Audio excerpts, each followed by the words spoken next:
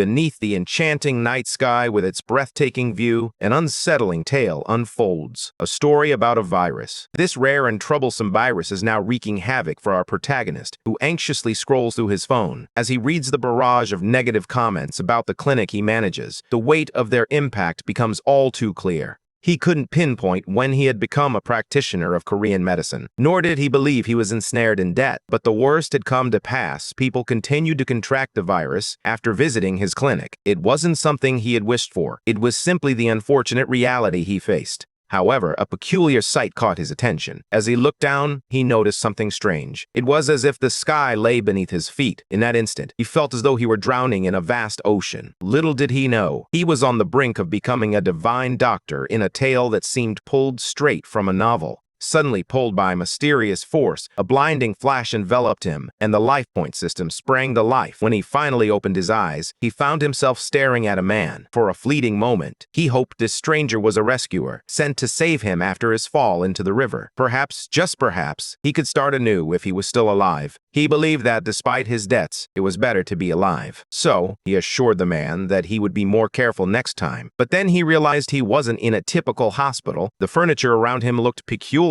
as if it belonged in a medieval film. Just then, a voice broke through the haze. Someone was crying and asking if they could see him. The protagonist was taken aback by the man's sudden outburst of tears. Finding his reaction peculiar, he asked, "Who are you?" The man, filled with sorrow, couldn't fathom that he was no longer recognized. With a heavy heart, he beat his chest and declared, "Despite this, I will continue to serve you. I am Garden, your personal doctor." The protagonist struggled to grasp the man's words, but managed to ask for some water. Before he could even finish his request, a lavishly decorated cup appeared in his hands. He couldn't help but wonder if it was truly made of diamonds, as the gold seemed far too opulent to be mere plating. As he sipped the water, his gaze fell upon the mirror. When he finally caught sight of his reflection, he nearly choked. The face staring back at him was unrecognizable. Concerned, Garden asked, "Is everything all right, Your Highness?" He was already poised with a handkerchief ready to wipe away any signs of distress. The Korean doctor found himself inhabiting the body of Raquel Adria Magentano, a character from the very novel he had been reading. Gazing into the mirror, he was struck by the undeniable truth. He had become the character he had been following. To confirm the reality of his situation, he called over the man who claimed to be his servant, and without hesitation, requested a slap. Noticing Garden's startled expression, the main character impulsively slapped himself, not holding back, and left a mark on his own face. As he touched his cheek, the sting confirmed he had gone too far. The pain was all too real. With that realization, he understood he wasn't dreaming. He was indeed royalty. He was now Crown Prince Raquel. As he reached this conclusion, his mind immediately turned to the mountain of debt and interest he had left behind. The burdens from the failed clinic had vanished, and at last, he could embrace a life free from those tormenting worries. With this newfound freedom in mind, he leaped onto the mattress like a carefree child. However, his behavior raised concerns for his personal doctor, who began to worry about his mental health. After all the commotion, the doctor noticed that his body was alarmingly weak, far weaker than that of a typical man in his 40s. Yet, he couldn't comprehend why, especially when his reflection revealed a handsome, healthy-looking man. He recalled that in the first half of the tale of the Demon Sword Emperor, the Crown Prince was merely a secondary character who made only a brief appearance. Bedridden since childhood, he had passed away at the age of 22. Panic surged through him as he quickly inquired with his servant about his own age. When he learned he was only 21, the weight of realization nearly shattered him. He couldn't fathom that he had been reborn young and wealthy, only to face the grim reality of living just one more year. The thought weighed heavily on him. Bowing his head, he struggled to comprehend where everything had gone awry. He had envisioned a life free from debt, filled with comfort and joy as the Crown Prince. Yet, with only a year remaining, not even the finest treatments of that world could save him. He recalled how Raquel had received the blessing of a clergyman countless times, yet he hadn't survived beyond the midpoint of the story. Now, standing before the mirror, he summoned Gordon and declared that he had important tasks ahead. He instructed the servant to gather as many needles as possible, regardless of their size. Night had descended upon the magnificent royal residence, yet he remained deep in thought, grappling with the mysteries of his own body. Seated in a meditative position, he focused intently on his pulse, carefully analyzing the 10 life pulses within him. He understood that if even one of them exhibited abnormal symptoms, it would indicate that his body was riddled with internal injuries. He closed his eyes, delving into his thoughts. Life felt overwhelmingly difficult. Moments later, Garden returned, carrying the needles. The prince instructed him to lay them on a piece of fabric atop the bed, and he spent a long time studying them intently. As he warmed the tip of a needle over a flickering candle, he couldn't help but notice the uncertainty etched across his servant's face. What was he planning to do with those needles? With a smile, he pointed to himself and declared that he intended to use them on his own body. Garden's heart sank in terror. He feared the prince had given up on life. Desperately, he clung to the prince's legs, pleading for him to reconsider. "You are the heir to the imperial throne," he cried, his voice breaking with emotion.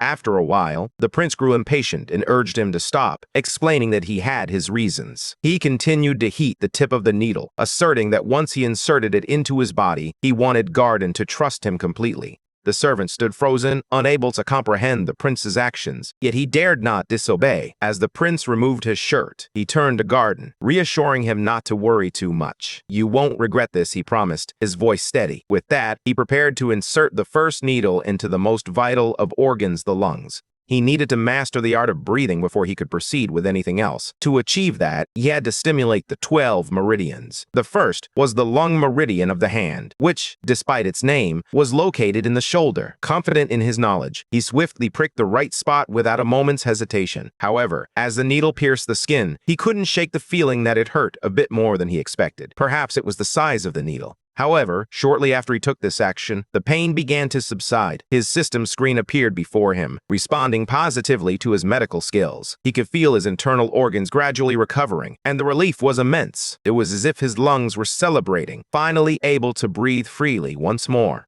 The sensation was so exhilarating that the system rewarded him with 100 HP for revitalizing his lungs. Staring at the status screen, he could hardly believe his eyes. He waved his hand back and forth, hoping the screen would vanish, but it remained stubbornly in view. To the man beside him, he must have seemed delirious. Still lying in bed, he turned to Garden and asked, "Can you see the status screen too?" The servant struggled to maintain his composure, but soon his concern became difficult to mask. It was then that the prince, sensing his unease, told him to relax, assuring him that he wasn't losing his mind. He was merely joking. Once the servant was reassured, the prince resumed his acupuncture session, the tension slowly easing from the room. The second needle aimed for the young man's pressure point, and as soon as it was inserted, he felt an immediate relief wash over his chest. Encouraged by this sensation, he decided to continue with the treatment, pushing through the slight sting. Meanwhile, Garden, growing increasingly desperate, watched as the prince continued to prick himself with the needles. In a moment of desperation, the man resorted to the only thing he could think of. He began to pray fervently, pleading with the heavens for assistance. The protagonist, witnessing this scene, nearly chuckled. Despite his skepticism, he felt a flicker of gratitude knowing that someone still cared for him. But there was no time for laughter. He had to locate the XA point and several other crucial locations.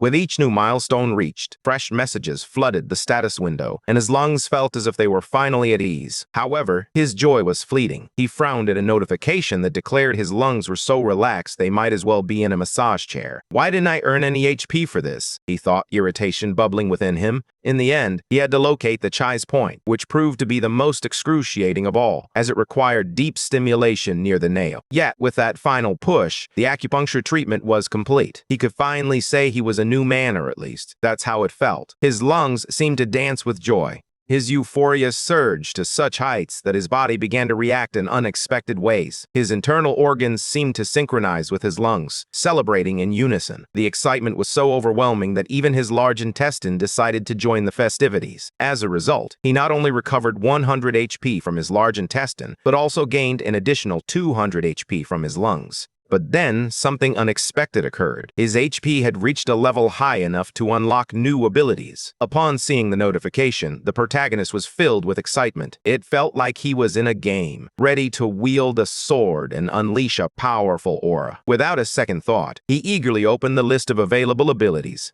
However, as he examined the options, his enthusiasm faded. This wasn't what he had anticipated. There was no powerful magic or hidden sorcery to be found. The skills available were all too familiar to him. After a moment of reflection, he came to terms with the reality. The foundation of everything lay in a precise diagnosis. A correct diagnosis is crucial for effective treatment and the right prescription. With that in mind, he chose the skill, Pulse Reading, Level 1, which cost him 500 HP. This skill would allow him to superficially analyze a person's health condition. To put it to the test, he decided to use it on himself. Closing his eyes, he began the pulse reading. A basic health analysis began, and suddenly, the system screen flickered to life, displaying a report. The diagnosis? Class trash. To make matters worse, the life expectancy was revealed to be just 91 days. The protagonist felt a wave of despair wash over him. He had hoped for at least a year, but now that hope had dwindled to a mere 3 months. To him, that felt shorter than a cell phone contract. Yet, he steeled himself, vowing not to surrender to death so easily. It was time to activate Plan B, employing respiratory supplementation and drainage. Once more, he found himself pricking his finger with a needle, steadying his breath as he awaited the outcome. With a surge of hope, he realized his life expectancy had just extended by another day.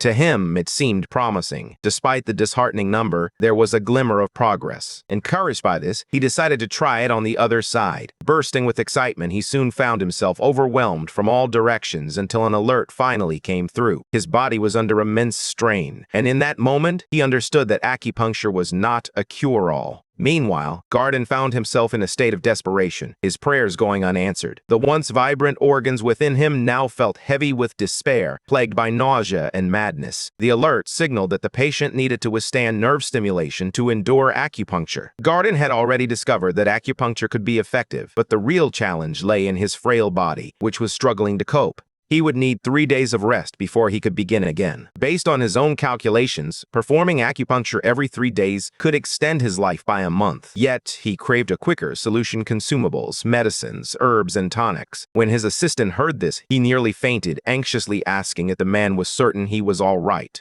The prince's gaze was unwavering, revealing his intent. He had a request. The protagonist inquired whether the stock from that location contained any potential ingredients. The man hesitated, uncertainty clouding his thoughts. But the prince pressed on, his curiosity sharpening. He wanted to know if there was poison among them. Reluctantly, the man confirmed yes. At this revelation, the prince's face lit up, and he began to clap his hands in delight. He also requested aconitine roots, to which the man replied that they had them readily available in the palace. The prince's eyes lit up with excitement as he urged him to fetch it as quickly as possible. Curiously, the man asked what the prince intended to do with the roots. With a playful smile, the prince replied, "I plan to eat them." Garden could no longer bear the nonsense spilling from that mouth. In desperation, he knelt and began to cry, pleading with His Highness not to go through with it. "You shouldn't poison yourself with food," he implored. Despite the protagonist's attempts to explain that it was all part of the treatment, it was difficult for Garden to accept. Tears streamed down his face, yet he placed his trust in the prince, who promised to retrieve the plant. The prince had warned that if he took too long, he would fulfill the man's worst fears. Garden, his eyes glistening with worry, desperately wanted to avoid any blame for what might unfold. However, the prince patiently reassured him, explaining that while the plant was indeed poisonous, it also held the potential to be a powerful medicine.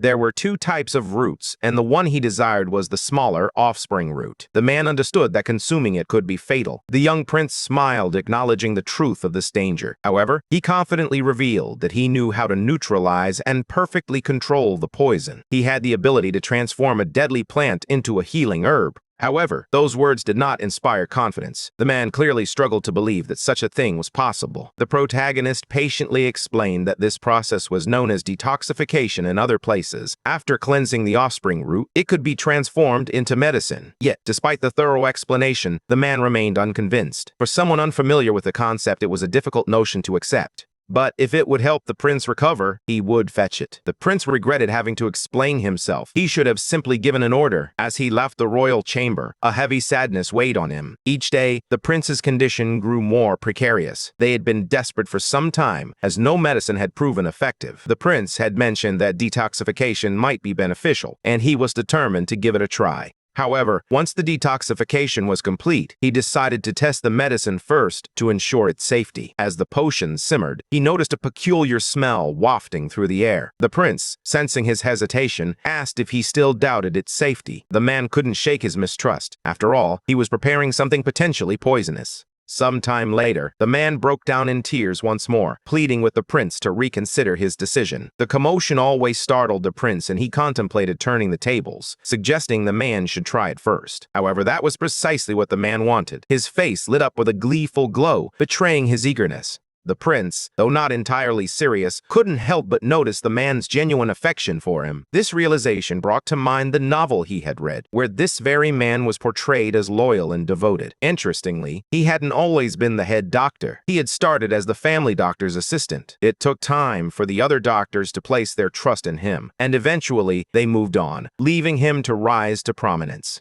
In the end, he remained the sole companion of the prince until the very last moment. That was the essence of his character. Tragically, in the novel, he was unjustly accused of the crown prince's death, leading to the execution of his son. The protagonist recognized his unwavering loyalty and knew he was a man who truly deserved a better fate. Despite his desire to keep the elixir all to himself, he hesitated. The broth made from the poisonous herb was ready, and he was eager to consume it. Just then, the man asked if he could drink first. The prince recognized the man's eagerness, but cautioned him that the medicine needed to cool before it could be safely consumed. With that, the man was convinced. Aware that the man's loyalty lay with the true prince, he needed to concoct an excuse to escape this predicament. He recounted the wizard's words from his dreams, insisting he trusted them. Yet, his expression betrayed him. With his hand pressed against his face, he remarked that he found the medicine highly suspicious. Seizing the opportunity while the man raised his hand to his face, the young prince dashed forward, snatched the jar, and downed its contents in one swift gulp. His assistant nearly lost his composure at the sight. After drinking, the prince wiped his mouth with a satisfied grin. With a playful glint in his eye, he turned to his assistant and declared that not a drop remained. His eyes sparkled with anticipation as he sensed the reaction was imminent. The status screen revealed that he had consumed a carefully prepared item that boosted his metabolism. Soon, he could feel the awakening of the core beginning within him. The core, known as Azurhan, was a novel experience for him. This technique, developed by the legendary swordsman Gadir Azahan and his master, the notoriously greedy Lloyd Frontera, had reached level 1. It could process and enhance the mana absorbed by the circle surrounding his heart. The sensation was peculiar, almost as if a slippery donut had wrapped itself around his heart. As his vitality surged, he realized it was mana coursing through him. The sensation was exhilarating, but it quickly turned overwhelming. The effect hit him harder and faster than he anticipated. It felt as though his heart was under siege, as if that slippery donut was tightening around it. A chilling thought crossed his mind. He might be on the brink of a heart attack. Gordon watched in horror as the prince collapsed, trembling with his hands clutching his chest. All he could do was scream, uttering a jumble of words that barely made sense even to himself. Meanwhile, the protagonist felt a surge of realization. Perhaps he had gone too far. His body was on high alert, sensing the chaos around him. He understood that the situation had spiraled out of control. The mana circuit was placing an unbearable strain on the prince's heart. This meant that the circuit and the heart were incompatible. The prince had always been frail since childhood and could never train his mana circle. Now, it felt like a ring that was too tight, compressing his heart. The protagonist, a doctor, understood that if this were truly the case, he would not be able to resist. Yet, he had a solution in mind. He took a deep breath, realizing he couldn't shrink the heart. His only option was to expand the circle that was applying intense pressure. He needed to accelerate its rotations, no matter the cost. As he let it run wild, the weight felt so overwhelming that he feared he might pass out. Deep down, he understood that this pain was trivial compared to the hardships he had endured throughout his life. Memories of unpaid rents, mounting debts, loans, and the beautiful house he had to sell flooded his mind, all in a desperate attempt to ease his burdens. He vowed not to squander this second chance. He refused to let a mere circle diminish his worth. He longed to seize it with his hands, to will his heart to beat once more free from debts and constraints. It felt as though he had finally aligned the rhythm of his life with that of his heart. With the right positive stimuli, the king of internal organs was thriving. In a way, it had all come together. That's why he felt a sense of happiness. Garden, visibly anxious, paced around the prince, repeatedly asking if he was all right. He finally breathed a sigh of relief when the king arrived. The heart was brought in, carried by numerous attendants, radiating a glory unmatched by any other organ. It was as if a beloved pop star, adored by all, was treating its subjects with kindness. But now, the prince's body was in a state of celebration, and he felt revitalized. Glancing at his status, he couldn't help but smile. It appeared he had acquired a new inventory and even possessed a mysterious potion. Despite Garden's lingering sadness for him, the prince suddenly leaped up, radiating vitality. With a healthy glow, he turned to the man and asked what had happened. Garden was taken aback when he noticed the prince's newfound energy, his cheeks flushed with color. The protagonist casually explained that he had merely choked a little, but now, with a wide smile, he assured everyone that everything was perfectly fine.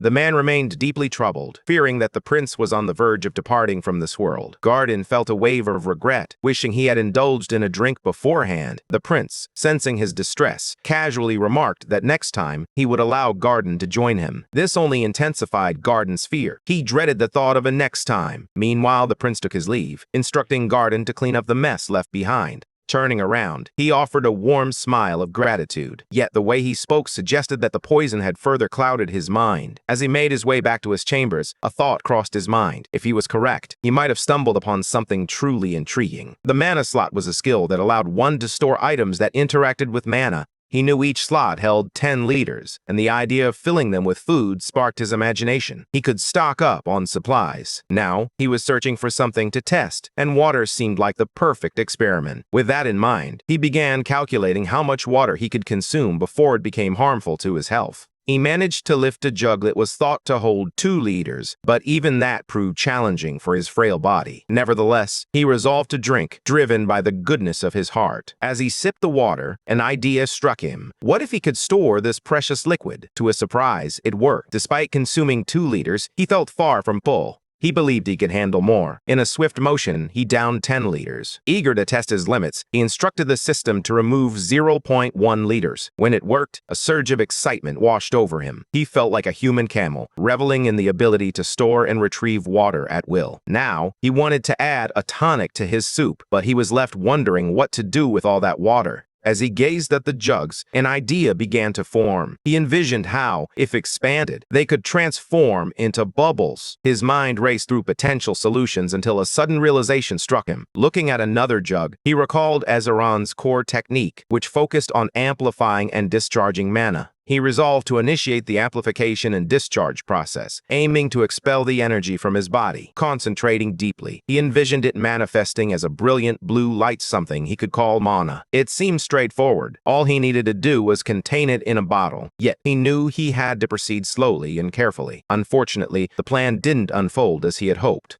He swiftly shattered the jug, unleashing a torrent of uncontrolled mana. Despite the chaos, a sense of satisfaction washed over him. His plan had somewhat succeeded. Just as he had anticipated, water gushed forth as if from a faucet. He couldn't help but feel a thrill at having conjured a genuine water cannon from thin air. The commotion was so intense that it drew the attention of the garden, prompting the prince to rush over with a few guards in tow. Alarmed, he asked His Highness if he was all right, fearing that an attack had occurred. Little did he know, he was about to confront the prince's reckless actions. Now, the prince would need to concoct a convincing explanation for the chaos that had erupted in the room. He admitted he got a bit upset and threw a bottle of water onto the table, explaining that was the source of the noise. The guards exchanged skeptical glances with the doctor, both clearly unconvinced by his story. Realizing his excuse was falling flat, the protagonist scrambled to concoct another explanation. Nevertheless, they feigned belief, simply advising him to be more careful to avoid getting hurt. The prince, feeling a sense of triumph, believed he had successfully deceived everyone. However, the guards insisted that the doctor escort him to another room, determined to ensure he didn't sustain any real harm. The doctor complied, assuring them he would attend to the prince's injuries first. With that, he began to carefully bandage one of the prince's feet.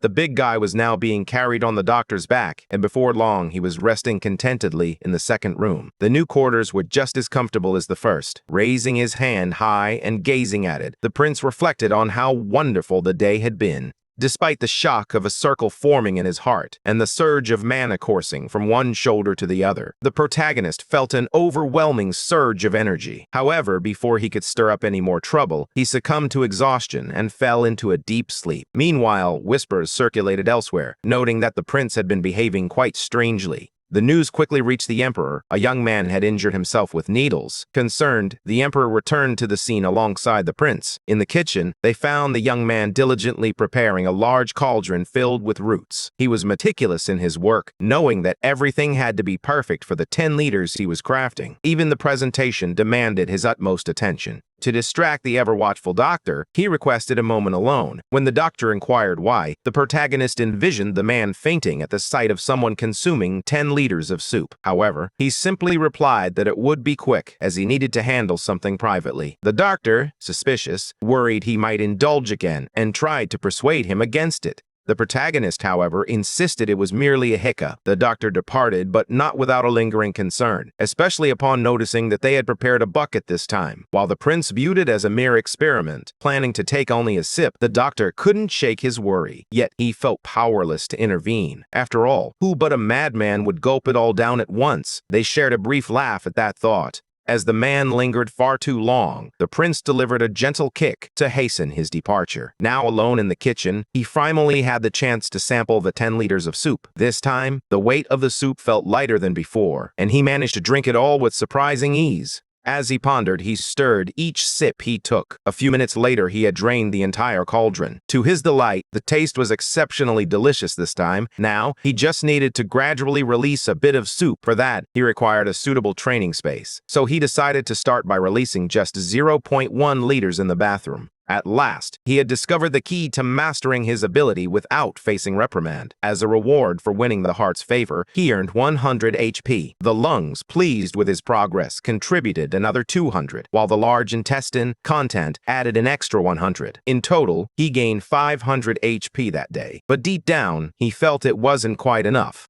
He needed to find a way to extend his life expectancy. After all, his internal organs were lethargic, merely resting and biding their time, waiting for the next meal. However, it seemed that subsisting solely on soup was not satisfying for them. This led to fatigue, as they grew upset and weary from the monotony of their diet. He decided to prepare a simple meal, something he hadn't done in quite some time. As he sat down at the table and began to eat, a status screen suddenly appeared before him. To his astonishment, just by enjoying a healthy meal, his life expectancy had increased by over 50 days. Overwhelmed with joy, he leaped to his feet so abruptly that he knocked over his chair, shouting in exhilaration that it had actually worked. The maid, serving tea nearby, was so startled that she nearly trembled in surprise. Startled, she dropped the cup, shattering it on the floor. The prince quickly rushed to apologize, concern etched on his face. Kneeling before him, she pleaded for his forgiveness, trembling with anxiety. She couldn't shake the feeling that, despite her fright, she shouldn't have let the cup slip from her grasp. Fearing reprimand, she was taken aback when the prince raised his hand, his voice gentle as he asked if she was hurt. The girl trembled even more, vowing she would never go through that again. She declared she would prefer to endure 100 lashes like last time. The protagonist was taken aback by her words and asked if he had ever whipped her before, hoping desperately for a negative response. After a moment of hesitation, she finally replied that he hadn't. Relieved, he continued speaking, but then she added that he had never personally whipped her. Confused, the prince asked if he had at least ordered someone else to do it. The maid nodded in affirmation. She recounted how the punishment followed an incident where she had spilled a drop of water on his shirt sleeve. In that moment, the protagonist's heart sank. He realized that the crown prince was nothing short of a monster. Overwhelmed by the weight of this new information, he sank into a deep depression. He instructed the girl to finish her cleaning and leave. To her delight, this time she wouldn't face punishment. She hurried off to gather her cleaning supplies. Feeling a spark of curiosity, he called for Garden, who appeared almost immediately. Using the pretense of a foggy memory, he asked Garden to clarify the role he played in front of the servants. To deter Garden from showering him with flattery, he threatened that if he did, he would consume all the poison before him. The doctor realized he had no choice but to reveal everything to the prince. He began by describing the prince's nature, noting that he was generally vicious and cruel. He whipped, slapped, cursed, and subjected the servants to the most grueling trials. The prince finally grasped why they chose to feign belief in that absurd story. He was merely a spoiled and eccentric royal. Yet, a troubling question lingered in his mind. Why wasn't the doctor afraid of being so close to him? The doctor simply replied that it was because he trusted him. He understood the kind of person he truly was. This realization brought forth a vivid flashback to his youth when he walks through the ring. As he passed by, he noticed a young man sitting under a tree, cradling a bird in one hand, while using the other to shield it from the rain. It was in that moment that he began to see the true essence of the prince within.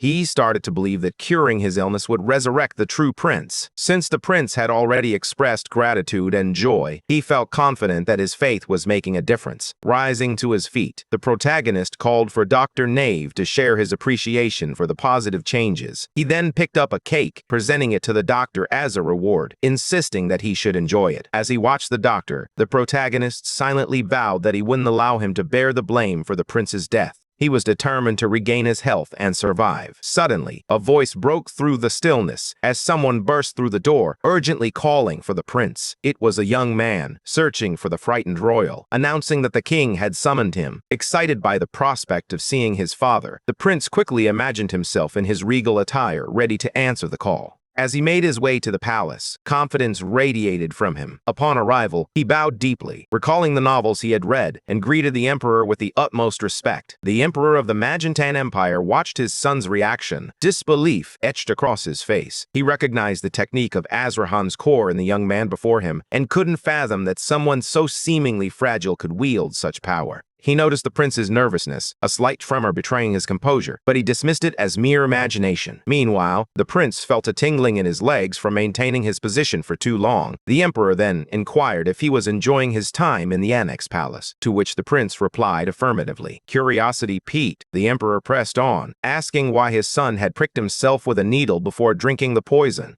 The question took the protagonist by surprise, leaving him momentarily speechless. The emperor's frustration was palpable. After all, his heir should never betray such a folly. He sternly reminded the prince of his royal lineage, emphasizing that he could never afford to set aside his pride and dignity. The prince, however, remained silent, absorbing the weight of his father's words. The emperor continued, asserting that if he could no longer bear the weight of the crown due to his health, it would be wise for him to make a different choice. The prince gazed at the man on the throne, pondering what he meant by a wiser decision. It soon dawned on him that the emperor had summoned him for a specific purpose and was about to get to the heart of the matter. Without any preamble, the emperor made his intentions clear. He wished for the prince to abdicate his position as crown prince and pass the title to his brother, the second prince. For a brief moment, the protagonist wondered if they were discussing something entirely different, but he remained attentive. Then, with a subtle smile, he addressed his father, saying that, with all due respect, he had to refuse. The emperor, taken aback by such audacity, nearly crushed the armrest of his throne in disbelief. Rising to his feet, he demanded to know how his son could dare to reject him. Still kneeling, the protagonist replied calmly, affirming his refusal. Despite the immense pressure from the emperor, he remained unyielding, refusing to be intimidated. He understood the true motive behind the emperor's demeanor. From the start, the emperor had no need to consult him about transferring the title. He was merely trying to coerce him into abdicating voluntarily. By doing this, he would acknowledge his brother's superiority and allow the second prince to become the legitimate heir to the throne. It was a shrewd political move. In the emperor's eyes, he was seen as weak and unreliable. However, the protagonist was not willing to surrender without a fight. Struggling to maintain his composure, the emperor cautioned his son that he was showing him kindness. He admitted he hadn't realized how much the position meant to him, and questioned whether his son would only find satisfaction in bringing disgrace to the royal family. Meanwhile, the protagonist remained kneeling, silently absorbing his father's words. Deep down, he insisted he didn't care about the title at all. He would gladly pass on this burden to the second prince or anyone else, just to savor life's pleasures. Yet, accepting the emperor's proposal would spell disaster for the kingdom, all because of the second prince. The protagonist recalled that, in the original story, the second prince was portrayed as diligent and capable. However, his actions spiraled into chaos. Ultimately, the second prince found himself in a troubled region, struggling to navigate the turmoil. The protagonist realized he couldn't leave such a critical situation in the hands of someone so inept. So, he approached his father and acknowledged his own fragility and illness. Yet, he emphasized that his intelligence and wisdom remained intact. For this reason, he argued, the position of crown prince was far from trivial. What troubled him most was the prosperity and peace of the imperial family. When he voiced these concerns, the emperor remarked that they were indeed beautiful sentiments. However, the prince insisted that they were more than mere words. He had a proposal that piqued the emperor's interest. The prince sought an opportunity to demonstrate which of the two brothers was truly worthy of the crown.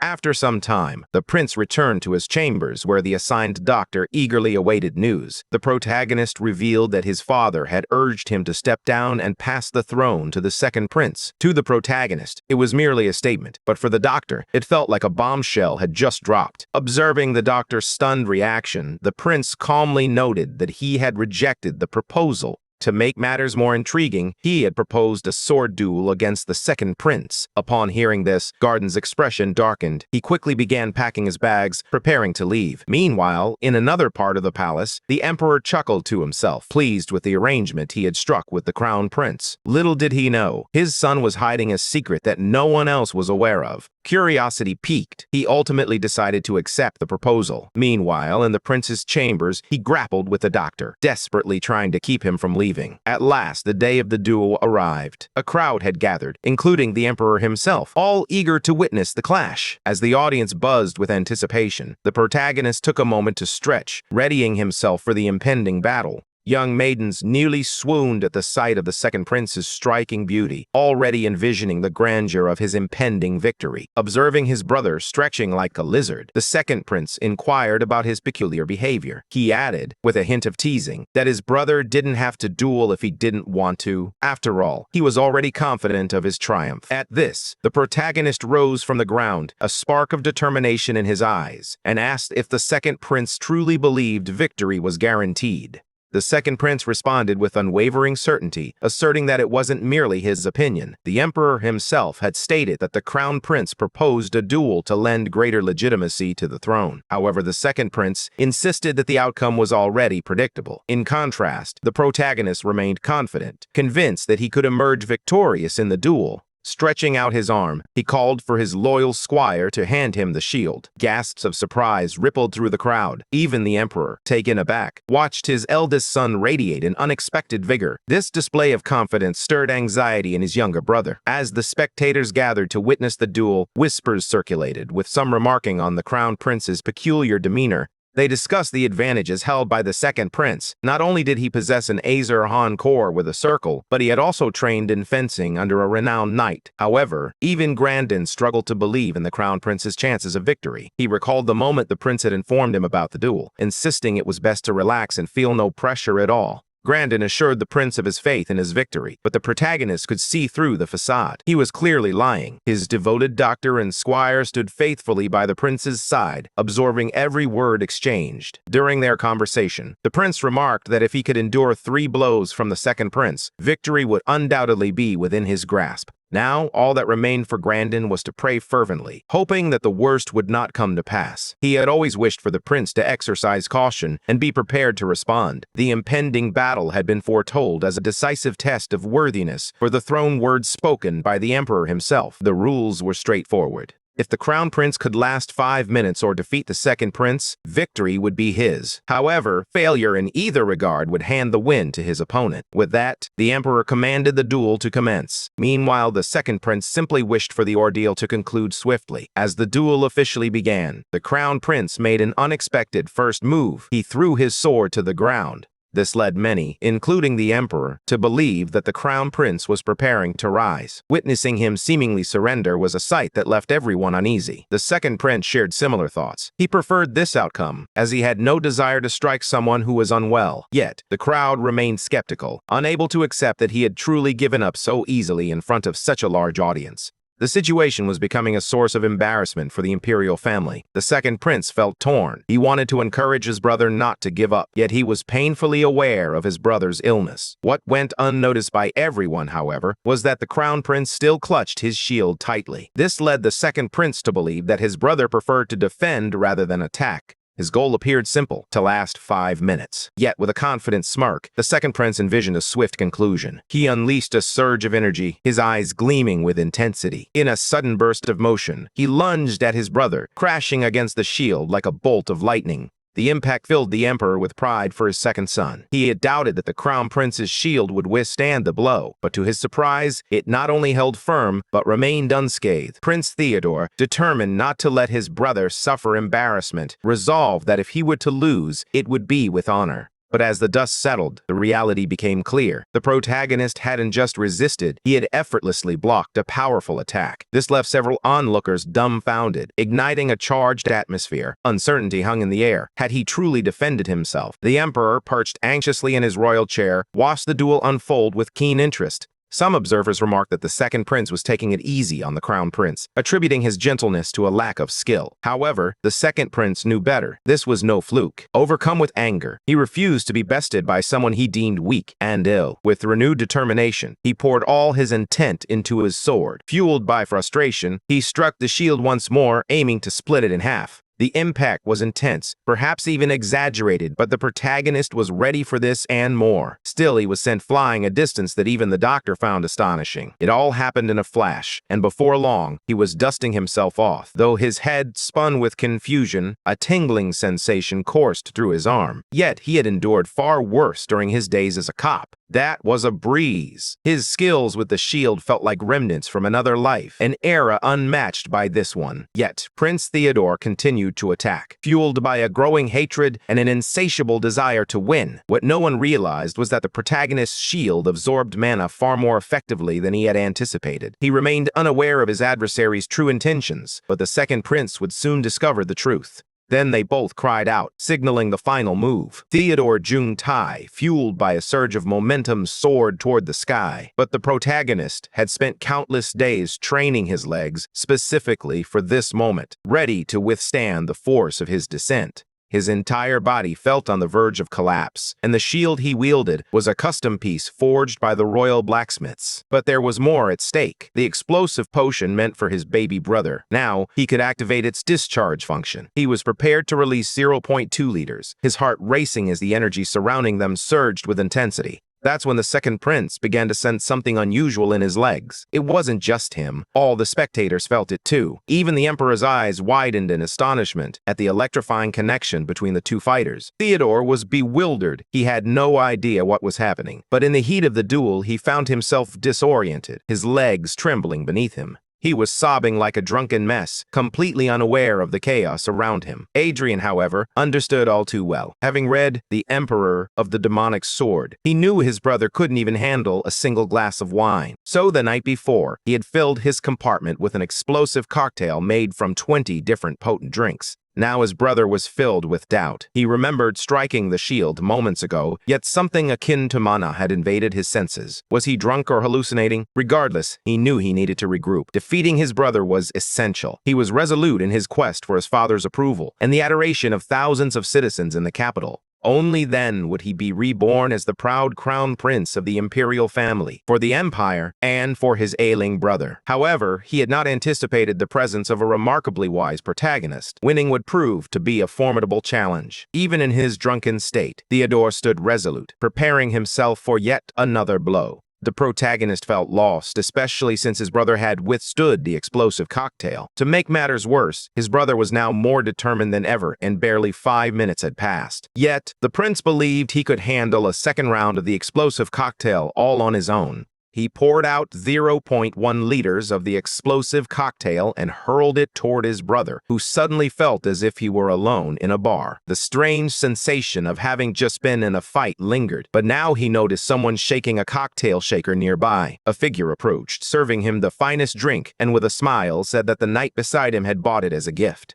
Theodore glanced to his side and spotted his brother, Adrian, casually sipping a cocktail beside him. With a spirited shout of cheers from the prince, the younger brother was abruptly jolted back to the battlefield. Sword in hand, he found himself disoriented, unsure of what had just transpired as he emerged from a disorienting haze. The protagonist hurled his shield far into the distance, believing it would distract his brother. With a determined breath, he expelled every ounce of air from his lungs, releasing the liquid he had stored within. He understood that this might cause him some pain, but he was ready to give it everything he had. With a surge of energy, he lightly touched his brother, leaving him breathless. The impact sent him flying a considerable distance, leaving everyone in stunned disbelief. Even the nobles were at a loss for words. The emperor squirmed in his royal chair, each unexpected turn sending ripples of unease through him. For everyone present, witnessing Adrian's newfound vigor was nothing short of surreal. As promised, the battle concluded with the Crown Prince's victory. His father could hardly believe that Adrian, the Crown Prince, had truly mastered the Azaran core technique. Previously, he had doubted his own observations regarding the boy's abilities, but now, with the duel generating a buzz throughout the kingdom, everyone was abuzz with talk of the remarkable clash. Even from afar, amidst the throngs of people, the Emperor sensed the unmistakable power radiating from his son. With the chaos behind them, Adrian felt a profound responsibility to guide his younger brother back to sanity. He settled onto the ground and gently began to massage Theodora's feet, hoping to soothe both his brother's spirit and his own. When the brother awoke and asked what was happening, Adrian replied calmly, "I was purifying the impure mana." In other words, he was demonstrating the technique of a powerful core. Confused, the brother shrugged it off, claiming he was simply a late bloomer. Meanwhile, Theodora glanced to the side, disbelief washing over him as he realized his sword lay several meters away, an unmistakable sign that he had lost. In disbelief, he turned to his brother and asked if he had truly lost. The protagonist replied with a question of his own. Was it really that hard to believe? Adrian chuckled, admitting that even he could hardly wrap his head around it. It was then that the second prince noticed the injury on the protagonist's head. Adrian shrugged it off, explaining that he thought he had merely bumped it against the shield while fending off the attacks. Theodora's heart sank as he realized the pain he had caused his brother. He now understood that his sibling was pouring every ounce of effort into his fragile body, while he had been acting as if victory was already in his grasp. The second brother felt crushed by his own arrogance. Just then, Adrian finished the massage and turned to him, inquiring about how he felt. The second prince's response was filled with regret. He admitted he was ashamed of himself. The protagonist was curious about his brother's physical state. When the brother replied that he was feeling better, Adrian couldn't help but boast, confident that he had successfully cleared all the alcohol from his system. Then, in a surprising turn, the second son knelt before the majesty and the gathered citizens, humbly admitting his defeat. This bold act left the crowd feeling a mix of tension and anticipation. Everyone truly admired the prince, raising their hands and cheering in support of Theodore. Adrian could hardly believe he had actually won, but he lifted his arms high, proclaiming himself the victor. Kind-hearted Garden was overwhelmed, unsure how to wipe away the flood of tears. Even in his joy, he struggled to grasp the reality of the moment. His greatest joy arrived when a status screen flashed before him, announcing that he had successfully treated someone other than himself. With this achievement, he had acquired a new skill, medical life preservation, currently at level 1. Overwhelmed with excitement, he leaped for joy, hardly able to believe what had just happened.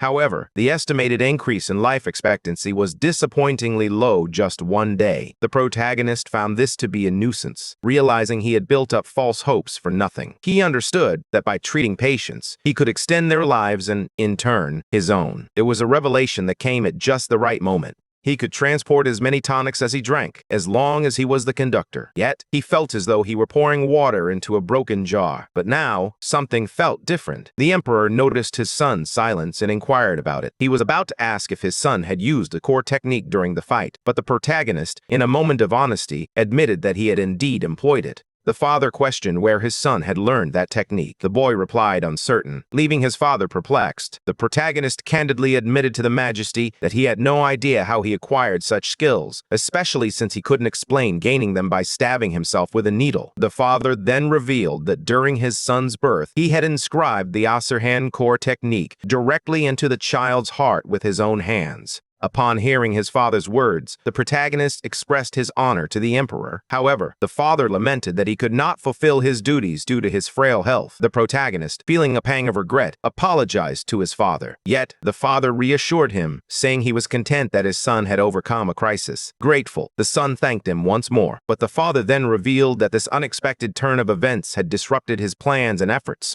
At that moment, the protagonist found himself apologizing for the third time, uncertain whether his father was offering praise or delivering a reprimand. Ultimately, the emperor declared that a promise is a promise, and the fight had come to an end. The crown prince would retain his title, but the emperor would keep a watchful eye on him. It was essential for his son to demonstrate the ability to bear the weight of the crown, a claim he had confidently made. Fists clenched, the protagonist stood in silence, his demeanor only fueling the emperor's irritation. "Why aren't you responding?" the emperor shouted, frustration lacing his voice. "Did you understand or not?" Instead of answering, the protagonist shifted the conversation. "Father, you no longer wield the sword. You spend all your time on kingdom matters. Perhaps you need some exercise to maintain your endurance and loosen those stiff muscles." He even took a moment to lecture the father, insisting he needed to boost his vegetable intake. The father, taken aback, demanded to know who his son thought he was to offer such advice. The young man, ever perceptive, replied that he was merely speaking out of concern. Meanwhile, the scene shifts from the arena to a winding road to a dense forest. Inside a carriage, the emperor fumed, clearly agitated that his son had skillfully evaded the question about the technique.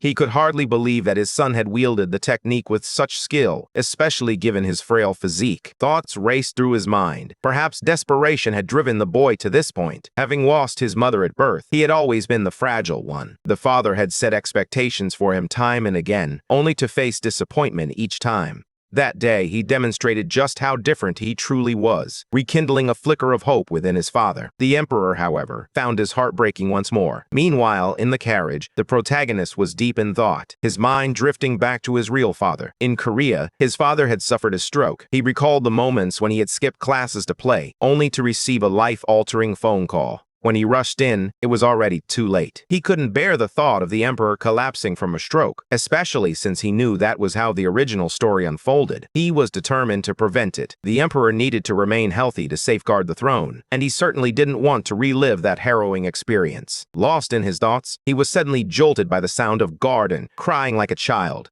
He hoped the prince would inquire about his tears, and to his relief he did. Garden then revealed that he was deeply moved, suggesting that it must have been a difficult and exhausting experience. However, the protagonist, weary of the emotional display, urged him to compose himself, reminding him that they had much to accomplish. When pressed about his identity, he simply stated that he was searching for someone. With that, they found themselves in an elegant restaurant, one of the most prestigious in the capital. The prince turned to Garden and inquired if he was familiar with the place. Garden nodded, proudly admitting he was a loyal customer. Curiosity sparked in him as he asked why the young master had changed his attire, noting that he was nearly unrecognizable. Just then, the waiter approached, ready to take their order. The young man suddenly declared that he wanted pasta with the sauce on the side and a salad without any vegetables. Garden stared at him, bewildered by the peculiar request. Just then, the waiter gestured for them to follow him, leaving the doctor even more astonished. Leaning closer to the prince, he whispered, "What kind of order was that?"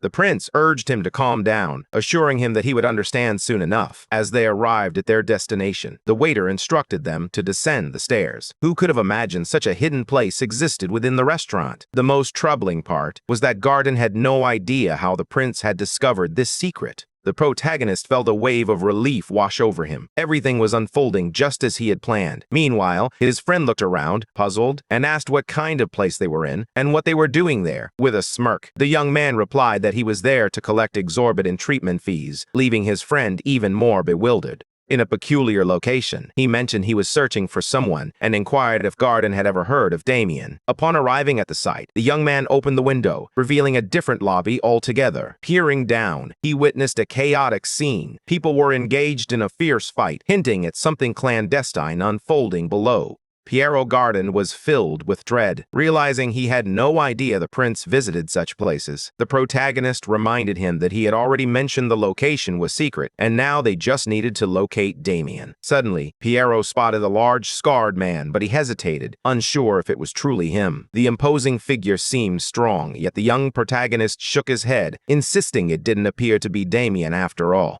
A silhouette emerged, revealing the figure the prince had been searching for. He recognized him as the true protagonist of the story, Damien Kane. Tall and striking, with black hair and almond-shaped eyes, Damien exuded an air of confidence. It was clear that a confrontation was about to unfold in the clandestine arena. After the presenter of the previous fight requested the burly fighter to step aside, he joyfully announced that the next match would be the main event of the day. Entered Damien, a wielder of demonic talents and a true swordsmanship genius. This prodigy had entered the Colosseum at just 17 years old, and, within a mere 3 months, had claimed the championship title, remaining undefeated. However, on this day, Damien would face an opponent even more demonic than himself. Suddenly, a figure emerged, its enormous feet thudding ominously against the ground, radiating an unsettling aura. With large, jagged teeth and a menacing demeanor, it was a trolling image that sent chills down the spine. Even the protagonist, confronted by the sheer size and oppressive presence of the creature, felt a jolt of fear. To make matters worse, Garden's persistent calls only heightened his anxiety in that already tense atmosphere.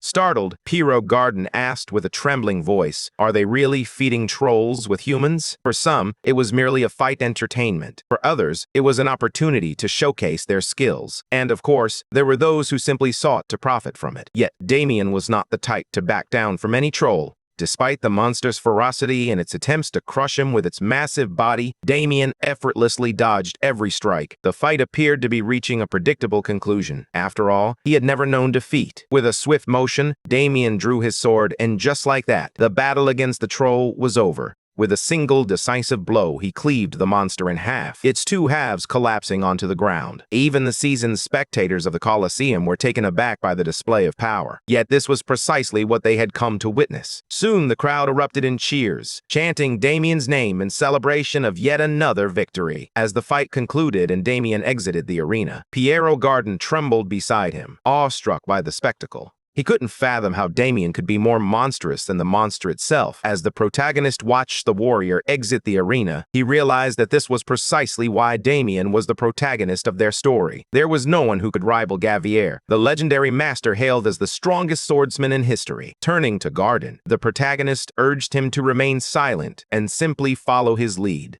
He was determined to speak with Damien. However, as he reached the dressing room, a guard stationed at the door blocked his path. With a hostile blare, the guard demanded to know who they were. But when a generous bar of gold was presented, the guard's demeanor shifted instantly. Without another word, he stepped aside, granting the protagonist access to talk to Damien. As the prince entered the room, the young swordsman merely stared at him, confusion etched on his face. He understood that he needed to mask his nervousness, but the system message revealed that his large intestine was in a state of sheer terror. Approaching the table, he spotted a bottle, picked it up, and raised it inquisitively. "Damien," he asked, "why are you resorting to these cheap painkillers? Can you sleep after taking these bombs?" Damien asked, studying the man before him, trying to decipher his intentions. The protagonist, recalling his days as a doctor in Korea, sensed it was time to act. "I'm someone you're going to need," he replied confidently. Damien frowned, suspicion etched on his face. "Are you a drug salesman? If so, I suggest you leave."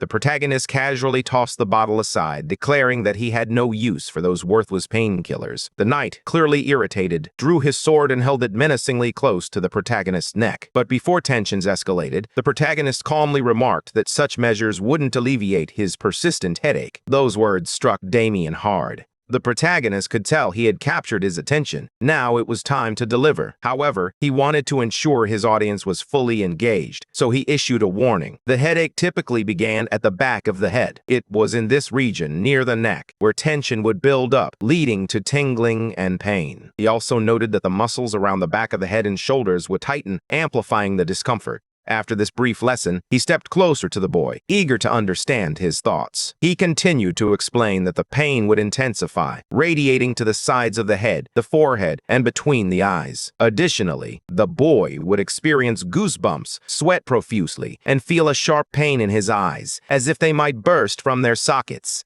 The most peculiar aspect was how the pain surged in waves, only to recede, creating an unending cycle of torment. With a flair for the dramatic, the protagonist declared that this relentless rhythm could drive anyone to madness. He lamented that it felt like a true hell. Just when he thought it might be coming to an end, the torture resumed, unyielding and cruel. With all that, he had already captured the man's attention, who, growing weary of the conversation, began to contemplate his next move. Yet, the man before him continued to ramble on, calling him a lamentable bull. Frustrated by the incessant chatter, Damien finally felt compelled to uncover the man's identity. With a smile, the protagonist revealed himself as the Crown Prince. Despite his doubts, Damien seized his sword, convinced that this man was merely mocking him. The protagonist, sensing that his words wouldn't be taken seriously, shifted his approach and claimed he was just joking. He revealed that it was Kuzman who had sent him. It was only then that Damien paused, finally willing to listen. The man the protagonist referred to as the promoter was the intermediary. Seizing the moment, the protagonist noted that he had heard about the man's complaints regarding headaches. It was then that he suggested Damien was struggling with intermediaries, but he had a solution to offer. To Damien, it felt as though two small beings perched on his shoulders, one embodying virtue, the other less so. But things took an even stranger turn when the protagonist made an unexpected request. "Take off your clothes and lie down." He wanted to explain the treatment process while performing it. Hesitant, Damien slowly removed his shirt and settled onto his stomach. When the prince asked if he was scared, Damien quickly replied no. As a warrior, he believed he couldn't afford to show fear. However, the prince suspected that sooner or later that bravado would falter. Then, in a surprising twist, the protagonist reached into his coat pocket and pulled out an object so large it seemed impossible it could fit there at all. With little ceremony, he placed what resembled an anvil squarely on Damien's back. With a menacing gaze, he asked the patient, "Is this your first time experiencing moxibustion?" As the question hung in the air, the prince ignited the torch in his hand and set fire to the herbs on the warrior's back. Just as Damien was about to assert that the treatment didn't frighten him, he suddenly felt the searing heat engulfing his skin. A roar rebutted from him, so fierce that it sent shivers down the spines of the guards and onlookers outside Pierrot Garden. Meanwhile, the protagonist erupted in laughter, finding it hard to believe that the once mighty warrior had transformed into a genuine crybaby, trembling and throwing a fit. As the prince observed Damien more closely, he noticed a peculiar mark on his body. It dawned on him that this could be the reason Damien was unable to escape the underworld. The curse mark flared to life whenever his blood surged with intensity, particularly during the fierce battles in the Colosseum. This meant that each fight brought him excruciating pain. To endure it, Damien resorted to purchasing painkillers with money borrowed from an intermediary. Consequently, he found himself ensnared in a relentless cycle, fighting to afford the medicine, then relying on the medicine to keep fighting. The protagonist unleashed a searing heat to burn away the mark. His goal was to heal the true champion of this world, the strongest man, so he could keep him by his side. Moreover, if he managed to cure other gladiators, he would gain extra lives, a resource that could prove invaluable down the line. As he pondered these strategies, Damien writhed in pain from the treatment. Suddenly, he glanced to the side and spotted what he had been searching for. Excitedly, he reported his discovery to the prince. The prince, eager to verify the claim himself, approached to see if the description matched. It was an exact fit. Now, all that remained was to confirm if this was indeed the right person. He pulled up a chair and settled in beside them.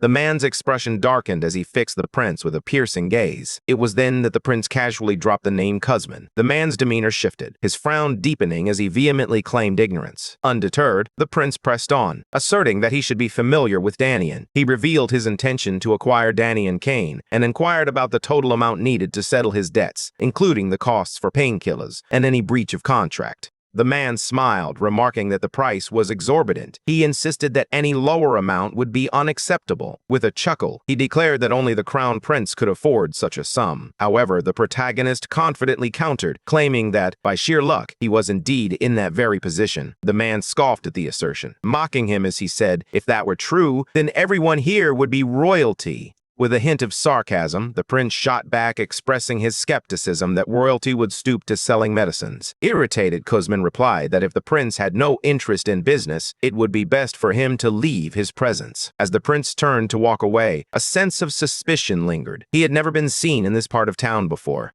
He snapped his fingers, and a figure appeared instantly, poised to carry out his every command. He sought to uncover the identity of the lanky individual who had attempted to be amusing. Was he already an employee of the Colosseum, or had he been hired by someone else? He made it clear that if an incentive was necessary, it could easily be arranged. Furthermore, he ominously added that if the situation escalated, the man could be eliminated without a trace. An hour later, unexpected news struck the man with terror. The individual responsible for the most delicate tasks looked utterly desolate. Confused by this sudden shift, he scrutinized the scene around him. Just then, the prince returned, flanked by his royal guard. He removed the wig that concealed his hair, revealing the royal family's crest beneath. Gasps erupted from the onlookers, who realized that a secret royal inspection was taking place at the Colosseum. Now the young man bore a crest that granted him total authority in this area. To fully grasp the unfolding events, let's rewind an hour. The prince had advised Garden to take it easy, reminding him that they were simply out for a stroll.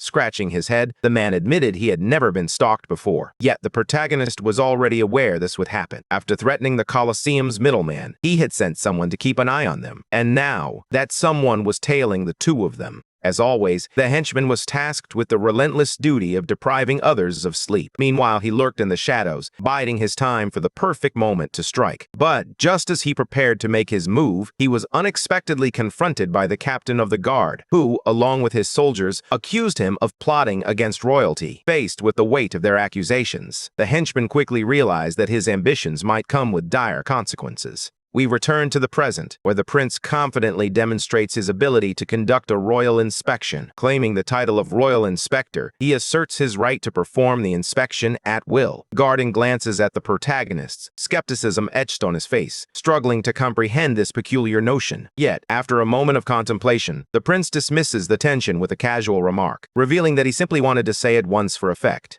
He praised the captain of the guard for a job well done. However, the middleman was oblivious to the gravity of his situation. Upon spotting the royal family crest, a chill ran down his spine. This was no ordinary encounter. Suddenly, the protagonist declared, "I am Crown Prince Adria Magentano." With authority, he commanded his knights to eradicate that place once and for all. Pointing directly at the middleman, he ordered, "Seize him! Do not let him escape!" The soldiers swiftly executed the prince's orders. Garden, watching him, envisioned everything unfolding just as the prince had predicted. A wave of joy and pride washed over him. The person he once knew had transformed completely. Now he was not only subduing underground organizations, but also ensuring the empire's security. Garden felt a deep sense of satisfaction and couldn't help but sing the praises of everyone involved. What no one realized was that he was doing all of this to earn more life points. Meanwhile, the protagonist was on the hunt for the crown prince, who was peddling counterfeit medicines. Confronting the middleman, he demanded to know where he thought he was going with those fakes. In a panic, the man attempted to flee, bewildered by the fact that this was the real prince standing before him.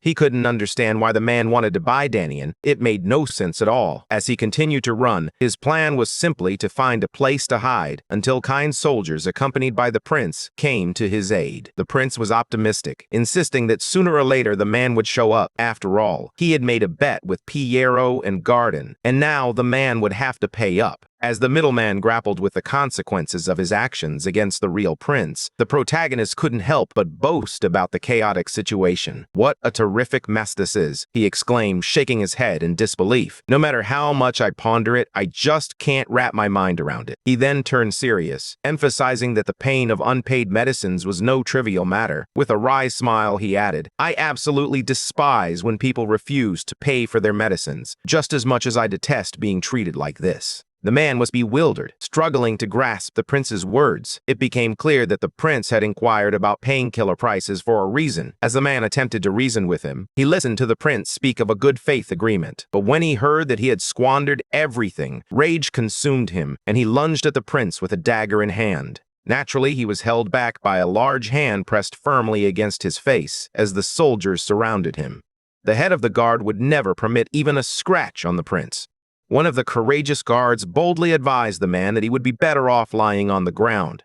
With a pill clenched between his teeth, he contemplated his next move. Realizing the situation had escalated, he decided to activate the capsule that would explode in 5 seconds. He aimed to unleash chaos with a toxic blast, paralyzing anyone who inhaled the poison. It could be fatal for him, but for others, breathing it in would certainly be a grave mistake. He believed he had enough time to crawl away after carefully contemplating the pill and then finish off the prince. In his mind, it was a flawless plan. He began a countdown, unaware of the protagonist lurking behind him. With a swift motion, the protagonist covered his mouth and, with a hint of irony, asked if he intended to spit something out. The go-between was baffled by how the boy had discovered his secret weapon. As the countdown reached its climax, the protagonist called out, "1." In that instant, the intermediary erupted from within, caught in a devastating explosion. Paralyzed and writhing on the ground in agony, he realized he would lose consciousness in less than 3 minutes. Trembling, he rummaged through his pockets for the antidote, but the hero snatched it up first. Holding the vial before him, the hero asked with a hint of intrigue, "Are you curious about how I discovered it?"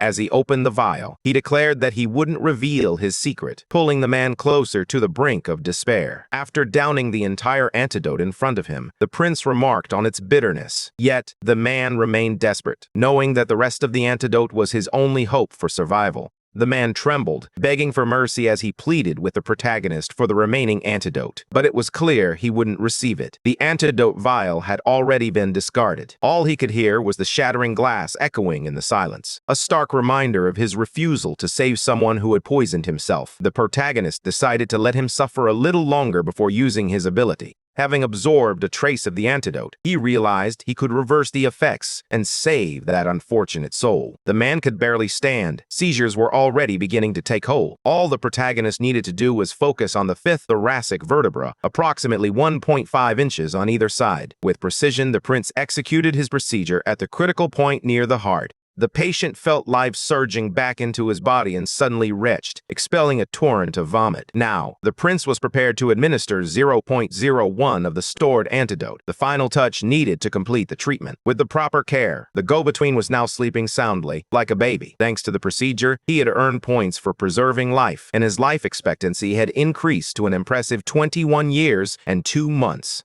As a result, he gained an extra 3.81 days of life. With his current life expectancy now at 118 days, the protagonist felt a surge of elation. After all his efforts, the prince commanded his guards to arrest the man responsible. All that remained was for him to retrieve what he had come for and swiftly return to his palace. However, the gladiators appeared to be struggling against the prince's royal guards. The gladiators had already dispatched several foes and were gearing up to eliminate the last of them. The soldiers were baffled by the sheer strength of these gladiators. Suddenly, the crown prince arrived, his anger palpable as he confronted a patient who had defied his orders. The guards exchanged confused glances, unable to comprehend how the crown prince knew this individual. Now, faced with his royal title, he could hardly believe that he had been telling the truth all along. The prince stepped forward, his voice steady, as he asked if the gladiator now believed. At those words, the gladiator swiftly lowered his sword. The scene shifted to a poignant flashback of young Damien, who stood frozen in horror as he gazed upon his mother, lying on the ground with a pill bottle at her side. "Mom! Mom!" he cried out, but the sight before him was that of her final moments, a haunting image forever etched in his memory. He dreamed about it constantly the day he was utterly alone in the world. It was the day his heart shattered and his hope crumbled, the day he was abandoned. Now, as he awoke, he found himself in a lavish palace, in a luxurious room, with the prince patiently waiting for him to stir. Piero Garden quickly composed himself, determined to present a more polished version of himself this time. With a hint of suspicion, the gladiator grasped the prince's hand and introduced himself. However, the prince quickly interrupted, declaring he had heard enough introductions for one day. He urged Damien to accompany him, noting that it would be a busy day ahead. Garden, ever curious, inquired about the prince's intentions with the gladiator. Meanwhile, the young man stood by, observing the familiar back and forth between the prince and his loyal vassal, a silent witness to yet another of their spirited debates. The prince had transformed a section of the palace into an improvised mock Sebastian clinic, where several patients were already resting in their beds. Damien was taken aback, curious about this unexpected setting. When he inquired, they explained that it was a training room, though that was hardly a surprise. It was clear to everyone that the prince had not only rescued them from that dreadful place, but had also welcomed them into the smaller palace, tending to each one with care and compassion. The question that lingered in the air was why the prince was being so generous to everyone. One thing was clear. His kindness was not purely altruistic. By gathering a group of gladiators, all young, mostly in their 20s, with the oldest just over 30, he had a specific purpose in mind. When he freed them from their shackles, he would undoubtedly extend his own life significantly. However, he couldn't reveal the truth. So, he began his speech by declaring that nothing in this world comes without a cost. He urged them not to deceive themselves into thinking he was kind, then confessed that he was gravely ill. One of the men raised his arm and pointed out that the entire empire was already aware of his condition. This response only fueled the prince's resolve. He realized he needed to be even more ruthless. He explained that no current doctors could cure him, no matter the treatment. Turning to Damien, he asked if he understood the real reason behind his actions. The gladiator responded, believing they had been brought there to serve as a test for new treatment methods. At that moment, everyone heard the prince agree with Damien's assessment. Their eyes widened in realization. Noticing their reaction, the prince turned to the gladiator and asked what he thought of the treatment he had received. When the young man acknowledged his significant improvement since the first session, the tension in the room eased, and the others relaxed. The prince sought to gauge whether anyone still felt uneasy about the treatment. When silence enveloped the room, he took it as a sign that his strategy had succeeded. Now he could move forward without hesitation. As the treatment commenced, screams filled the air, and 7 days later, the atmosphere had turned dire. Many were already in the final stages of their suffering. Vomiting and excessive sweating plagued the patients, plunging the place into chaos and disorder. The prince recognized that the symptoms were merely withdrawal reactions from the absence of painkillers. Without confronting this withdrawal, continuing treatment would prove challenging. Yet one of the patients stood out, Damien. This caught the prince's attention. He approached Damien, inquiring if he felt dizzy or nauseous. The young man nodded, admitting he did, but reassured the prince that he was managing to endure. The prince believed that Damien was stronger than the others, for he was, in truth, the protagonist of this tale. Nevertheless, he chose to explore alternative treatment methods. He instructed everyone that their efforts for the day were sufficient, urging them to drink plenty of water and take some time to rest. Turning to Damien, he asked with concern, "Are you feeling worse because of withdrawal symptoms?" Despite the gladiator's insistence that he was fine, the prince urged him to lie down. He revealed a sharp needle, announcing that he would be testing a new treatment. The prince wasn't entirely convinced that acupuncture would be the solution, but given that Damien had been relying on painkillers longer than the others, it was time to explore a different approach. He decided to begin by applying pressure near the stomach, targeting the gladiator's toenail. Almost immediately, he noticed a new reaction from Damien following the acupuncture. The man suddenly erupted in intense pain, screaming as he spiraled into an unreal euphoria. In a wild impulse, he seized the prince, wrapping both hands around his neck. Out of control, he clung to the protagonist with his legs entwined and his grip tightening around his throat. He squeezed tightly, leaving the prince unable to call for help, his face already turning red. Just in time, the friendly gladiator arrived, delivering a powerful blow that knocked Sergio out and freed the prince. Turning to him, the gladiator asked how he was feeling. The prince, grateful for his rescue, replied that he was fine. The protagonist understood that Sergio hadn't acted with malice. It was simply a moment of chaos. Withdrawal symptoms were a formidable challenge to face. He glanced at Sergio, who lay passed out on the floor, and realized that everything had spiraled from a single trigger. Now he understood that to resolve this issue, he would require a much finer needle. In his hands, he held a letter from the royal blacksmith stating that, upon request, he could forge a needle as thin as a thread. However, he couldn't guarantee that he would find several of the same size. It would be far easier if the prince sought out a dwarf craftsman. After reading the letter, he took a deep breath, feeling the weight of urgency pressing down on him. Time was slipping away, and the withdrawal symptoms were only going to intensify. He felt trapped, unsure of what further damage he could inflict upon himself. His internal organs screamed in protest, sensing the mounting stress. Stress was the root of most diseases, and his body was sending urgent signals to address it. His lungs and heart were issuing warnings, and even his large intestine was chiming in. The status screen flashed a message, reminding him that he had already received guidance on how to use the HP N1. By spending the HP he had accumulated, he could unlock new skills or summon powerful monsters. He chose to activate the invocation hook. With it, a formidable monster, imbued with a strong personality, would materialize. He had the option to decline, but the thrill of risk called to him. It was akin to a game of roulette luck was all he had. He could also specify a desired quality for the summoned creature, adding an extra layer of strategy to his gamble. The protagonist swiftly declared his desire for a monster adorned with countless fine needles summoning that would unleash a torrent of them. His request was promptly noted. Before him lay 3 boxes, each concealing a potential candidate. Candidate number 1, a pig that could say, wink. Candidate number 2, an iron feces discharge. The choices were certainly unique. Candidate number 3, a beige cactus resembling an asterisk stood before him. He had been informed that among the 3 candidates, one fulfilled 100% of his request, another met 50%, and the last one met none at all. He pondered this for a moment, then continued to deliberate, lost in thought for what felt like an eternity. Time seemed to stretch as he weighed his options. Frustration bubbled within him, nearly causing his heart to burst. Should he choose the cactus or something else entirely? Ultimately, the protagonist settled on the beige asterisk cactus, reassuring himself repeatedly that it was the right decision. To his surprise, out of the box emerged an adorable little creature. As he picked it up, a sharp pain pricked his fingers. It was a hedgehog. The intriguing tip he had received was that it could change its size with sunflower seeds. When the prince cradled the little creature in his hand, it transformed into the most adorable, chubby ball of quills. The best part? It came with its own sunflower seeds, one red and one blue, each holding a special purpose.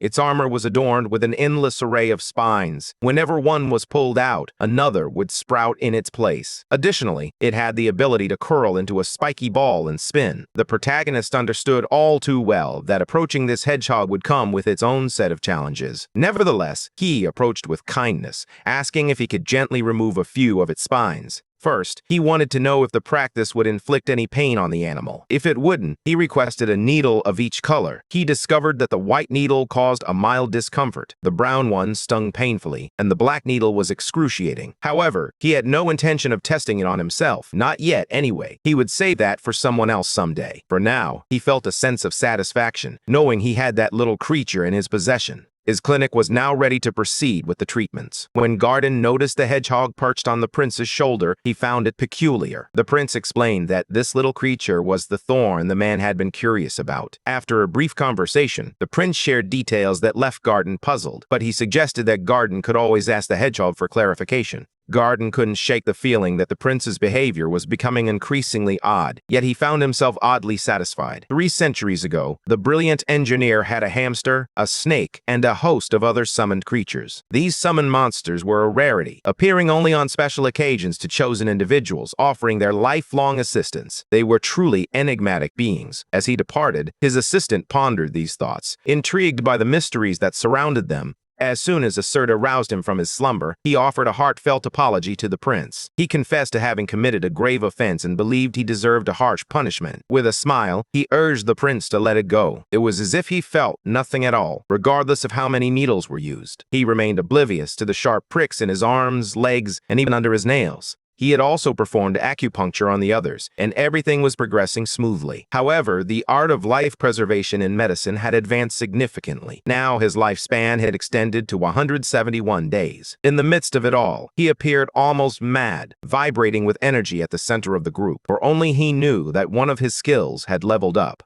Danyan couldn't help but feel a twinge of annoyance at the prince's unearned joy. After all, he had done nothing to deserve it. Perhaps it was the aftermath of their recovery that fueled the prince's happiness. Little did he know, the prince's cheer was all for him. Or maybe the other gladiators were simply reveling in their newfound freedom, having finally detoxified and escaped the confines of the Colosseum. As the emperor sipped his tea, a report on the prince's hair caught his attention. The messenger relayed that just 2 days prior, 14 gladiators had been appointed as the prince's bodyguards. The emperor listened intently as the man explained that these warriors were now designated as special royal guards, tasked with remaining by the prince's side at all times. Curiosity piqued. The emperor inquired about what his son was offering in return for such loyalty. He explained the concept of a contract, detailing wages and various benefits. The father struggled to comprehend his son, who had always been frail and sickly. But now, seeing his son surrounded by a squad of smiling gladiators, he began to think that perhaps his son was finally finding his footing. The son also mentioned how he had gathered all the services and bodyguards from the Thai palace, amusingly pricking them all with needles as part of his training.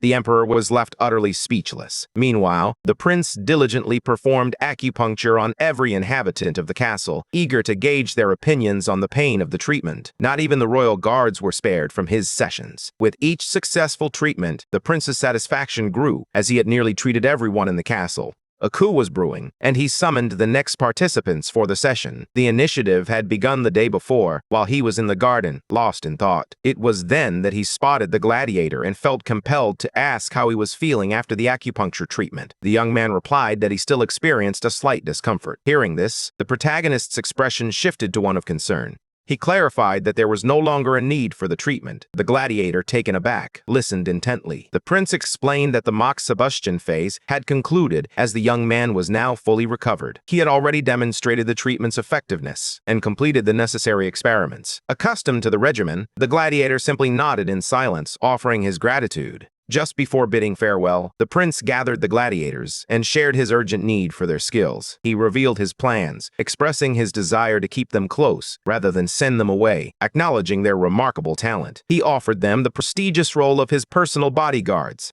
He emphasized that this was not a request born from gratitude, friendship, or loyalty. There would be compensation, time off, and benefits involved. As he looked at the young man before him, he realized that Dingen was on the brink of becoming a fencing expert. He would soon surpass the phase known as the sword master syndrome, where one's senses sharpened to an extraordinary degree. To secure their stay, he crafted a compelling agreement that outlined all the benefits, while the gladiator listened intently. Among the perks was the promise of freedom of movement, but he sensed that others were eavesdropping. Their curiosity piqued. Confident in the appeal of his proposal, he knew it would be difficult to refuse. Moments later, more figures emerged from the foliage, eager to seize the same opportunity. At first, he planned to hire only the most skilled swordsmen, but the overwhelming enthusiasm of the group swayed his decision to include them all. Their motivation extended beyond mere loyalty. The promise of payment and benefits also piqued their interest. He couldn't afford to lose such valuable talents. The prince understood that these men rarely spoke of loyalty, often harboring their own resentments beneath the surface. He recognized that forming a private and exclusive military force could be a brilliant strategy. The air filled with jubilant cheers as everyone celebrated their new roles in a private bodyguard group known as GRE. Amidst the excitement, the friend gladiator observed quietly. Meanwhile, the prince pondered the importance of ensuring their complete healing.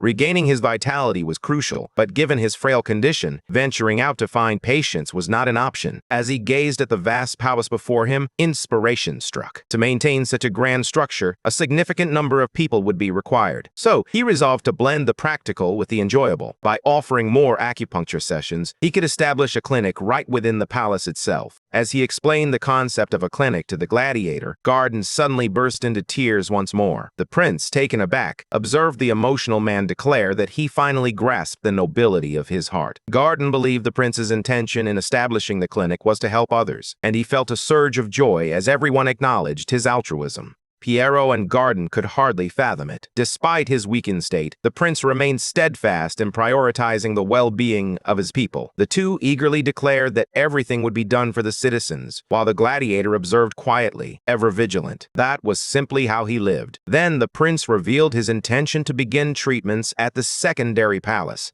Garden pondered the implications of the crown prince's ownership of the garden, realizing that it might not feel inviting to the citizens. He proposed a strategy to boost its image by sharing success stories from the treatments, believing that positive publicity would draw more people in. The more they learned about the benefits, the more inclined they would be to seek his help. However, he faced a unique challenge. He had treated 500 patients, and remarkably, they all remained healthy. After examining 500 individuals, only 2 additional days of life had been gained. It became clear that a patient with a more severe condition was needed. Suddenly, a new idea sparked in his mind. He had access to the information of all 500 people. What if he analyzed the list of their family members, taking into account their ages, diseases, and genders? The prince began to contemplate his employees from the secondary palace. While they remained healthy, their families were not as fortunate. He sifted through the records, searching for any indication of severe illness among the relatives. Hours passed as he meticulously examined the documents, but his efforts yielded no results. Just as despair began to creep in, he couldn't shake the puzzling thought: why did even the members of the palace families enjoy such good health? With only 10 pages remaining, Dimian arrived, his disappointment palpable as he confronted the prince. Piero Garden could hardly believe that this usually reserved young man was now voicing his indignation so openly. Dimian sincerely questioned whether the patients were merely seen as tools, and his words struck a nerve, unsettling the prince. He pressed on, arguing that if the aim was to garner positive testimonials, it would only make sense to seek out the largest possible number of patients.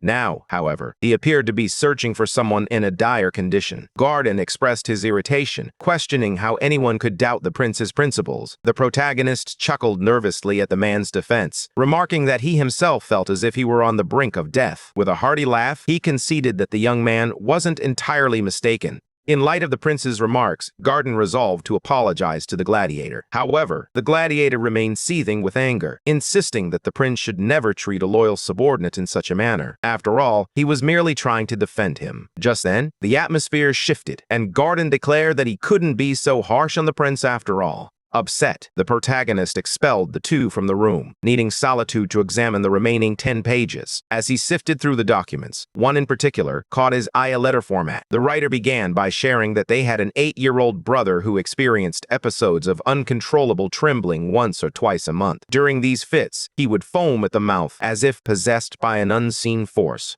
Despite numerous visits to various doctors, no one could uncover the cause of his affliction. Some even speculated it might be linked to occult forces. Finally, having identified his next patient, he instructed his maid to bring the boy's brother to him. When the child arrived, he appeared perfectly normal. His name was George, a small boy with striking red hair. The prince crouched down to George's level, inviting him to converse and seek a diagnosis. "You can call me Yedria," he said, hoping to ease the boy's shyness. Understanding how to comfort a young patient, he decided to perform a little magic trick. With a flourish, he revealed a piece of candy, and George's eyes sparkled with delight, as if he were witnessing true magic. The prince was distributing candies, a gesture meant to delight the children around him. For a fleeting moment, joy filled the air, but soon a shadow of fear crept in. Lowering his gaze, the protagonist turned to the child, eager to understand why he had mentioned that no one should touch him. The prince, curious, pressed for an explanation. The boy replied, his voice trembling, that he was cursed by an evil spirit. That was why the other children often teased him, calling him strange. The prince attempted to reassure the boy, insisting that none of it was true. The child recounted a fight he had with his classmates the day before. They had tried to imitate him, and it left him feeling a bit odd. When the prince asked if this feeling had come on suddenly, the boy nodded in confirmation.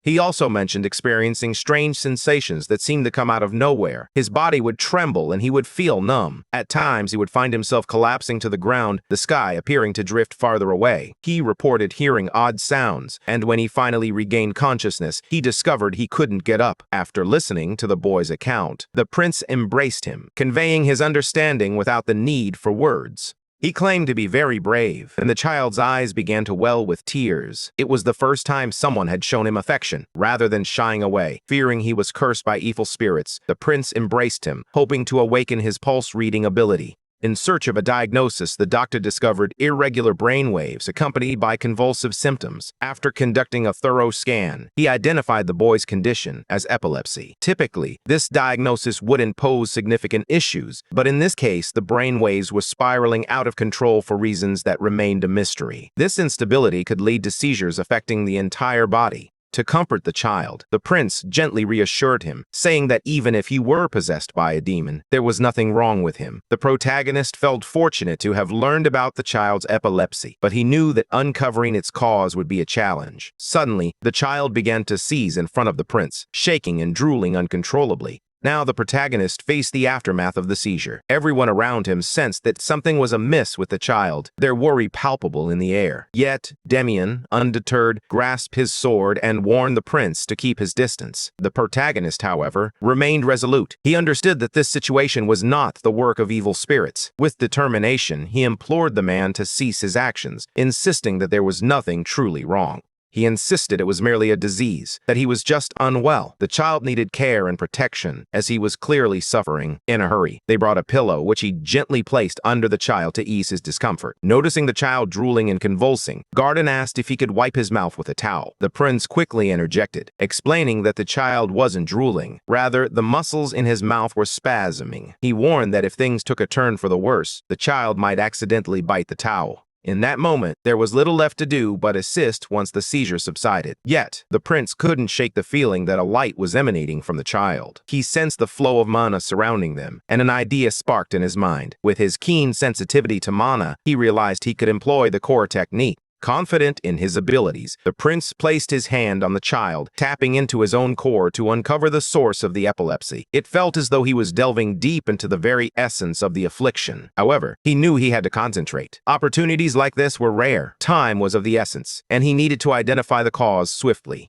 As he navigated through the haze of illness, he pondered whether the issue lay within the spinal cord or perhaps the cranial nerve. Fatigue began to weigh heavily on him, yet he battled against it, urging himself to muster the strength to save the child. He pleaded with his heart to hold on just a little longer. With renewed determination, he broke into a run, convinced he was closing in on the source of the problem. It was the vagus nerve the culprit behind it all. The faulty signal in the nerve was causing the seizures. He requested a blanket to cover the child, needing to rest without interruption. Sweating and visibly exhausted, the prince asked for silence, his voice barely above a whisper. Just as he was about to give further instructions, his body could bear no more, and he collapsed. Onlookers murmured that he had fainted from sheer exhaustion, yet all the prince could think was how relieved he felt to have finally discovered the cause. As the hours slipped by, night fell, and the prince awoke to find himself in bed, coming to the realization that he had indeed fainted. Beside him, Damian had been keeping a watchful vigil. As the prince stirred, Damian's presence startled him, breaking the silence of the room.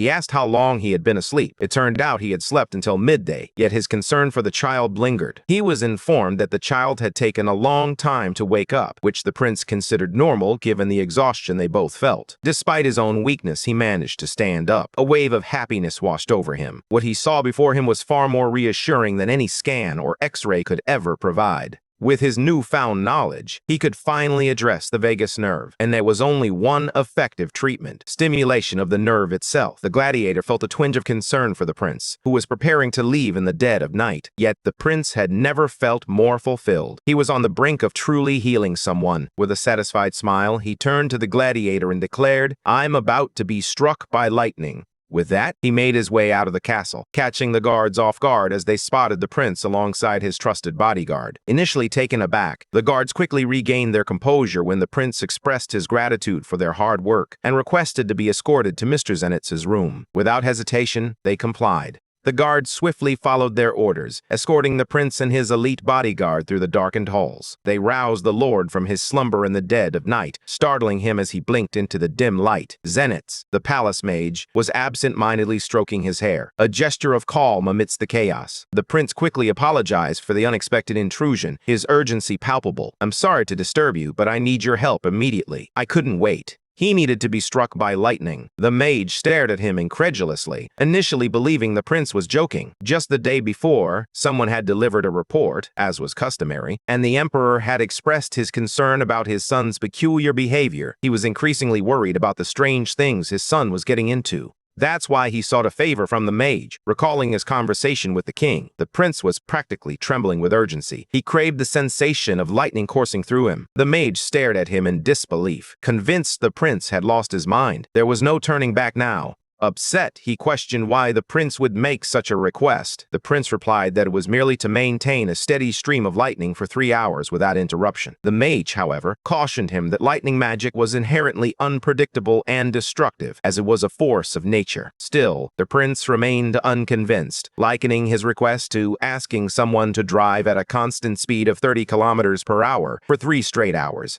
The prince explained that he had come to the mage precisely because of his exceptional mana control. He began to flatter the mage, proclaiming him the best in the entire empire. Every fiber of the prince's being resonated with the belief that this mage was truly unmatched. The guards, witnessing the prince's enthusiasm, could only watch in silence. Meanwhile, the mage found himself warming to the idea of accepting the challenge. The real issue lay in the emperor's potential wrath. However, the prince confidently asserted that all the guards were witnesses to his request. He made it clear to the mage that he harbored no ulterior motives. He simply needed to save someone. Understanding the urgency, the mage agreed to assist him and inquired when he wished to begin. The young man replied without hesitation, "Right now." Zenith seized the staff, his grip firm and determined. Meanwhile, the prince hesitated, wrestling with the moral dilemma of using electricity on a child. He decided to test the waters first, ensuring it was safe before proceeding with his plan. With a swift focus, he channeled his magic, preparing to unleash a jolt akin to static electricity.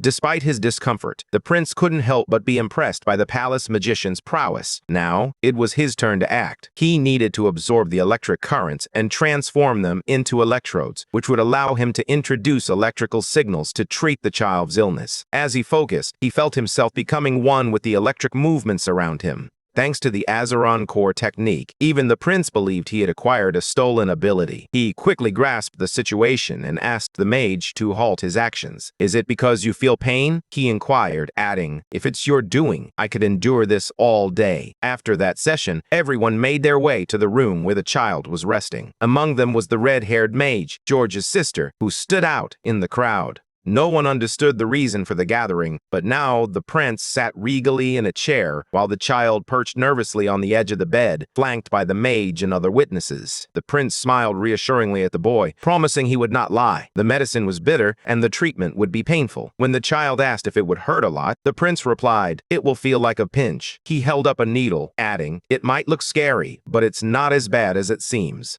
He gently poked the child with a needle, and though the boy didn't flinch, he understood that the pain would only intensify from that moment on. He turned to the mage, requesting another surge of electric waves, similar to the ones that had coursed along his back. With this, he could manipulate the electricity at will. Garden watched in disbelief, unable to fathom that they were shocking the prince. As the prince tended to the child, he wished that all the gossipers on duty would disperse and share the news. After carefully removing the needle, he focused on transferring the processed electric currents. It felt as though he was harnessing something within the very fabric of those electric waves. With this newfound clarity, he could finally confront the child's illness, as he now had a glimpse into the heart of the disease itself. He sensed something was amiss. A bead of sweat trickled down his brow as he realized the manhwa was spiraling out of control. What had once been a single stream had now fractured into multiple chaotic currents. It felt as though an explosion was imminent, and a seizure loomed on the horizon. The child, straining to maintain his grip, turned to the prince, desperation in his voice. "How much longer? I'm running out of time."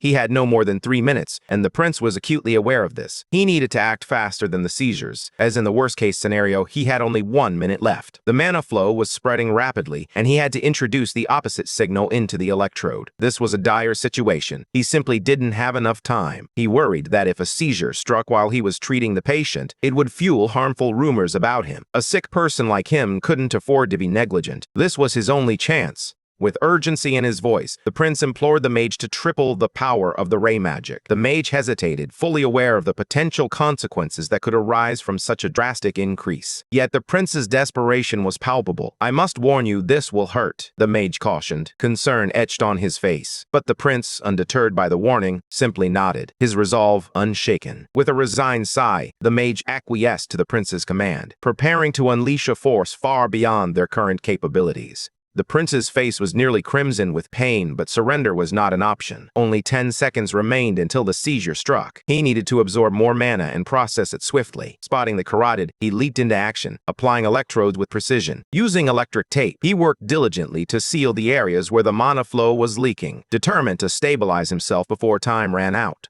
Most of the wounds were already bandaged, but one remained. The child began to choke and drool, a harrowing sight that sent waves of anxiety through the crowd, including George's sister. As the countdown ticked away, hope seemed to dwindle. Just when it appeared that all was lost, the prince leaped into action at the very last moment. His daring feat was nothing short of epic, turning the tide when it seemed like disaster was inevitable, and the clock was about to strike 0. He successfully completed the treatment, carefully removing the needle from the child's neck just in time. What had threatened to go horribly wrong instead led to the child's miraculous recovery. Satisfied with the outcome, the prince turned to the child and asked if he was feeling better. Meanwhile, the mage in the room was utterly drained, having had to triple his magical output. George's sister watched in astonishment as the mage, on the brink of convulsing, suddenly steadied himself. If he continued, he would lose consciousness. His entire body trembled as he realized how close he had come to the brink. Numbness still coursed through him, and a notification flashed in his mind. His medical treatment rate had risen to level 2. Patient George. Despite all this effort, he had gained only 3 additional days of life. Yet, he had managed to maximize the use of the core technique in the process.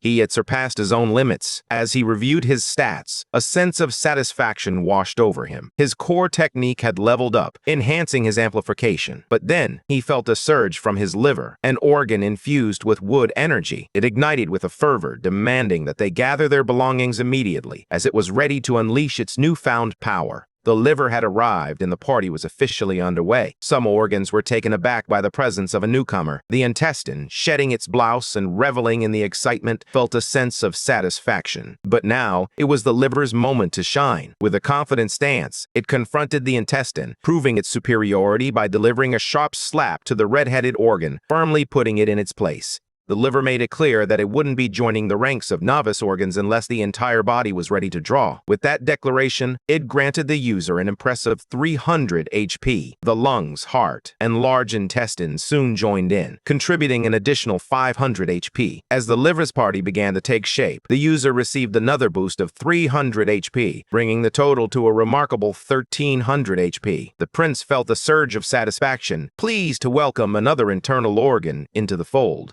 He realized he would gain more HP from this point forward. Curious to see if anything else was amiss, he decided to check his status. However, his thoughts were interrupted by a small voice. It wanted to know if he was ready to move on, or if something was still troubling him. The protagonist, showing kindness to the child, reassured him that there was nothing wrong and that he could now live a normal life without feeling out of place. As he prepared to leave, he felt a profound sense of disbelief at the miracle that had just unfolded. The prince promised that George would no longer feel pain, even going so far as to say that George could take his place as prince. Tears streamed down the sister's face as she struggled to comprehend that her little brother, George, had been freed from that dreadful disease. Overwhelmed with energy and happiness, she embraced him tightly, and their joy was palpable. The protagonist crossed his arms, reflecting on the moment. This was truly a masterpiece of success. As he observed the tears of joy around him, he felt a surge of pride, convinced that everyone should share the good news of his remarkable deeds. The prince believed that by gathering a crowd, he would secure a long and healthy life. However, a wave of dizziness washed over him, and his blurred vision began to fade. It felt as though he was on the brink of fainting once more. After everything his body had endured, he certainly deserved a moment of rest. The prince lay there, and as he opened his eyes, he wondered if he had slept too long. His body felt stiff and heavy. With some effort, he turned his head to the side and noticed that several people were still present. He raised an eyebrow and asked, "Are you all just here to watch me sleep, or do you have other matters to attend to?" Garden confessed, his voice trembling with emotion, that he was weary of watching the prince sleep. Tears welled in his eyes as he expressed his longing for the prince to awaken soon. It was no wonder he felt this way. The prince had been in a deep slumber for 2 whole days, a duration that left even Garden feeling unsettled. The mage, who sat nearby, turned to the boy and asked pointedly, "Are you trying to die?" The prince's only concern was for George's well-being. The little boy, still beaming with joy, assured him that he was doing great. When the prince inquired about his presence, George explained that he had pestered Garden until he was allowed inside, all because he wanted to present something special to the prince. With a proud smile, he revealed a necklace he had crafted himself from ropes and wood, a creation born from his imagination while he slept. Cradling the symbolic gift in his hands, the protagonist couldn't shake the feeling that it was more than he deserved. He had saved the boy solely for his own survival, yet the child expressed a desire to become a good person. He wanted to help others, just as the prince had done for him. Despite his efforts to remain unaffected by the child's words, the protagonist found himself holding the necklace, admiring its craftsmanship. He fought to keep his emotions in check as he thanked the little boy, declaring it the finest reward he had ever received. Witnessing George's well-being had truly been the highlight of his day. Trying to mask his feelings, he told everyone he was simply tired and needed a little more time to rest. With that, he successfully ushered everyone out. As the child departed, he offered a reassuring gesture, hoping to ease the little one's worries as the door clicked shut. Alone now, he continued to hold the cord, pondering who might wear such an item. It was a simple necklace, devoid of jewels, so he thought it would be harmless to wear it to bed. Yet, as he slipped it on, an unsettling sensation washed over him. Meanwhile, in a modest house in the village, a son returned unexpectedly, catching his mother by surprise. "I'm on leave," he announced with a grin, "so I thought I'd come home." With the leave tucked away in his backpack, he mentioned that it was a request from his mother. His father raised an eyebrow, curious if the crown prince had unexpectedly granted him 5 days off. He then inquired about the prince's health. The young man replied, "He's much better now compared to before." He also informed his family that the prince had been acting strangely lately, revealing the pamphlet the prince had distributed. Shock washed over their faces. Those pamphlets weren't just in their home, they were scattered throughout the entire kingdom, accessible to everyone. The village was abuzz with whispers and speculation. The handout featuring the drawing revealed that he was studying medicine. Meanwhile, in his palace, he pondered that the rumors must be spreading by now. Garden approached him, announcing that it was time to leave. Dressed in a crisp white gown, the prince was filled with excitement. The man praised him for rising early, knowing it was because today marked the first day of the traditional clinic. The prince inquired whether all the medications he had ordered were ready. Upon learning they were, he praised his loyal assistant for his diligent work. Seizing the moment, he posed a question of his own. How had the prince acquired such a diverse array of skills? Now that he was preparing potions, the assistant, who was also a doctor, felt a spark of curiosity. He admitted that his sleepless nights stemmed from curiosity, leaving him feeling anxious and unsettled. Watching the prince, he sensed the weight of his struggles. It must be difficult for him, feeling helpless in his inability to find answers. As a doctor himself, he understood that emptiness all too well. So, he decided to be honest, revealing that he hailed from a different world. The man was left feeling somewhat bewildered. Undeterred, the protagonist continued, declaring that in this realm he was a prince, though in reality he was just an ordinary person named Li Han. He elaborated that his other half earned a living practicing traditional medicine, which was indeed his true calling. However, the man bristled at this, believing the prince was mocking him. In his mind, the prince resolved to speak the truth. However, the man warned him that he would be very upset if he continued down this path. For the first time, he raised his voice, insisting that the prince needed to stop fooling around and take things seriously. After all, he too aspired to be a doctor. Yet, the prince calmly replied that he was already on that journey. He was a doctor as well. Eager to shift the conversation, the protagonist declared he had enough of the discussion and suggested it was time to leave. Deep down, he recognized that he had made it this far thanks to his loyal friend, who had acted as his shield. He longed for a steady stream of customers, not just a few flies buzzing around an empty room. With newfound determination, he approached the window, threw it open, and boldly proclaimed that everyone was welcome to experience traditional medicine. But when he looked around, only his voice echoed back to him. The courtyard was steeped in an eerie silence, devoid of life. The prince's expression darkened with sadness, trembling as he struggled to comprehend the absence of anyone. Suddenly, the garden caught his attention, urging him to focus on a specific spot. When he looked down, his eyes widened in disbelief. He had been saved. The crowd was overwhelming. Some began to push and even tried to cut in line. Despite the chaos, he felt a sense of satisfaction. His first day had been quite busy. Many sought the prince's attention, who had taken on the role of a doctor. Amidst the flurry of activity, Garden pondered how he could contribute. He was instructed to prepare a soothing scent and to keep a watchful eye on those in greatest need of assistance. The protagonist observed that the nurse's system remained disorganized, indicating that it would take some time to coordinate everything effectively. The system window revealed that he had gained significant experience from treating multiple patients, leading to the leveling up of several skills. As he continued, he noticed that the internal organs were now contributing to the pulse readings, creating a harmonious rhythm. It felt as though everyone was in sync and genuinely enthusiastic about the progress being made. The lungs and heart were in sync, while the liver urged the others to recuperate. It sensed that many of them would soon encounter a few wise elders. Suddenly, the system announced that an internal organs consultation was available, prompting everyone to begin their diagnoses. With the internal organs collaborating alongside the protagonist, he felt a surge of excitement. With that, his diagnoses became increasingly precise, making errors nearly impossible. Some assessments advised patients to cease their consumption of alcoholic beverages. One particularly challenging case involved a man who insisted he couldn't eat unless he had alcohol. At times, he had to leverage his authority as a prince to persuade some of the more stubborn patients. After hours of diligent work, he finally completed his task. A maid approached him, apologizing for a medication mix-up. Her sincerity was evident. She had only recently taken on the role of nurse, unaware that she was even being called one. He couldn't help but miss the two seasoned nurses who truly knew how to handle the job. Just then, he noticed a patient in dire need of urgent care, being carried in by others. A woman lay in bed, clearly unwell, someone's mother, her condition dire. Her son, desperation etched on his face, pleaded for help. Her fever's alarmingly high, he reported, his voice trembling with worry. The protagonist, concerned, asked how long she had been like this. It started this afternoon, he replied, his eyes filled with fear. Before that, she was fine, but then she began feeling cold and it just kept getting worse. The prince learned that the disease had claimed the lives of 40,000 soldiers during Napoleon's campaign. It was epidemic typhoid fever, an acute and deadly illness caused by infection with Rickettsia bacteria. The diagnosis came from the liver, which had detected the bacteria in the old woman's system. As the gravity of the situation sank in, the protagonist turned pale and broke into a cold sweat. He inquired about the last time the patient had taken a bath. The son found the prince's question odd, yet he understood its importance for grasping the situation. When he replied that his mother had bathed just yesterday, the prince felt a flicker of confusion. It was then that the son explained his mother's daily ritual of soaking in warm water. This revelation struck the protagonist as peculiar. How could someone who bathed so regularly have contracted the epidemic fever?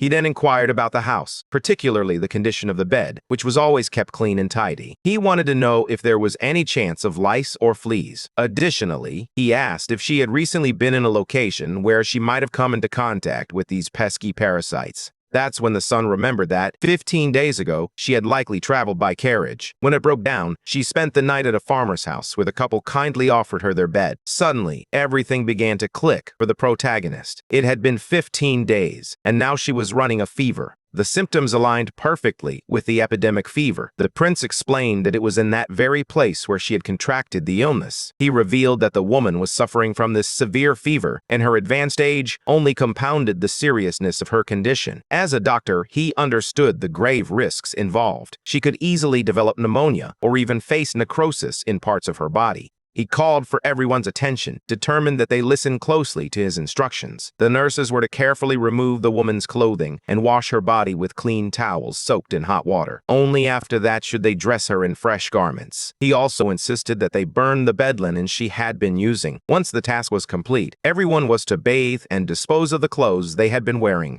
In a grave tone, he warned that disobedience would result in immediate dismissal and harsh consequences. The son was instructed to take a bath, burn his clothes, and send someone to inform her family about the situation. Noticing the heavy silence, the prince barked for everyone to move quickly. Moments later, he found himself in the kitchen, diligently preparing a medicinal soup infused with potent roots. He understood that root soup was an excellent remedy for reducing fever, a soothing concoction made from a potent root. As he approached the patient, he assured her that this brew would help her feel better, advising her to sip it slowly. Meanwhile, a dedicated nurse remained by her side, applying cold compresses to help lower her temperature. Meanwhile, another nurse attempted to offer her some soup. Throughout this ordeal, a nurse had been closely monitoring her progress, but to no avail. The protagonist was actively instructing the nurses to tend to her, yet after 3 long days of 8-hour shifts, there was still no sign of improvement. The woman's condition remained dire, her fever persisting stubbornly. The soup was failing to restore his balance. He sensed that the harmony between yin and yang was completely disrupted. The protagonist contemplated a medicinal herb that could revitalize his yin energy. Something truly special was needed. Frustration bubbled within him as he glared at his organs, none of which seemed capable of offering a single creative solution.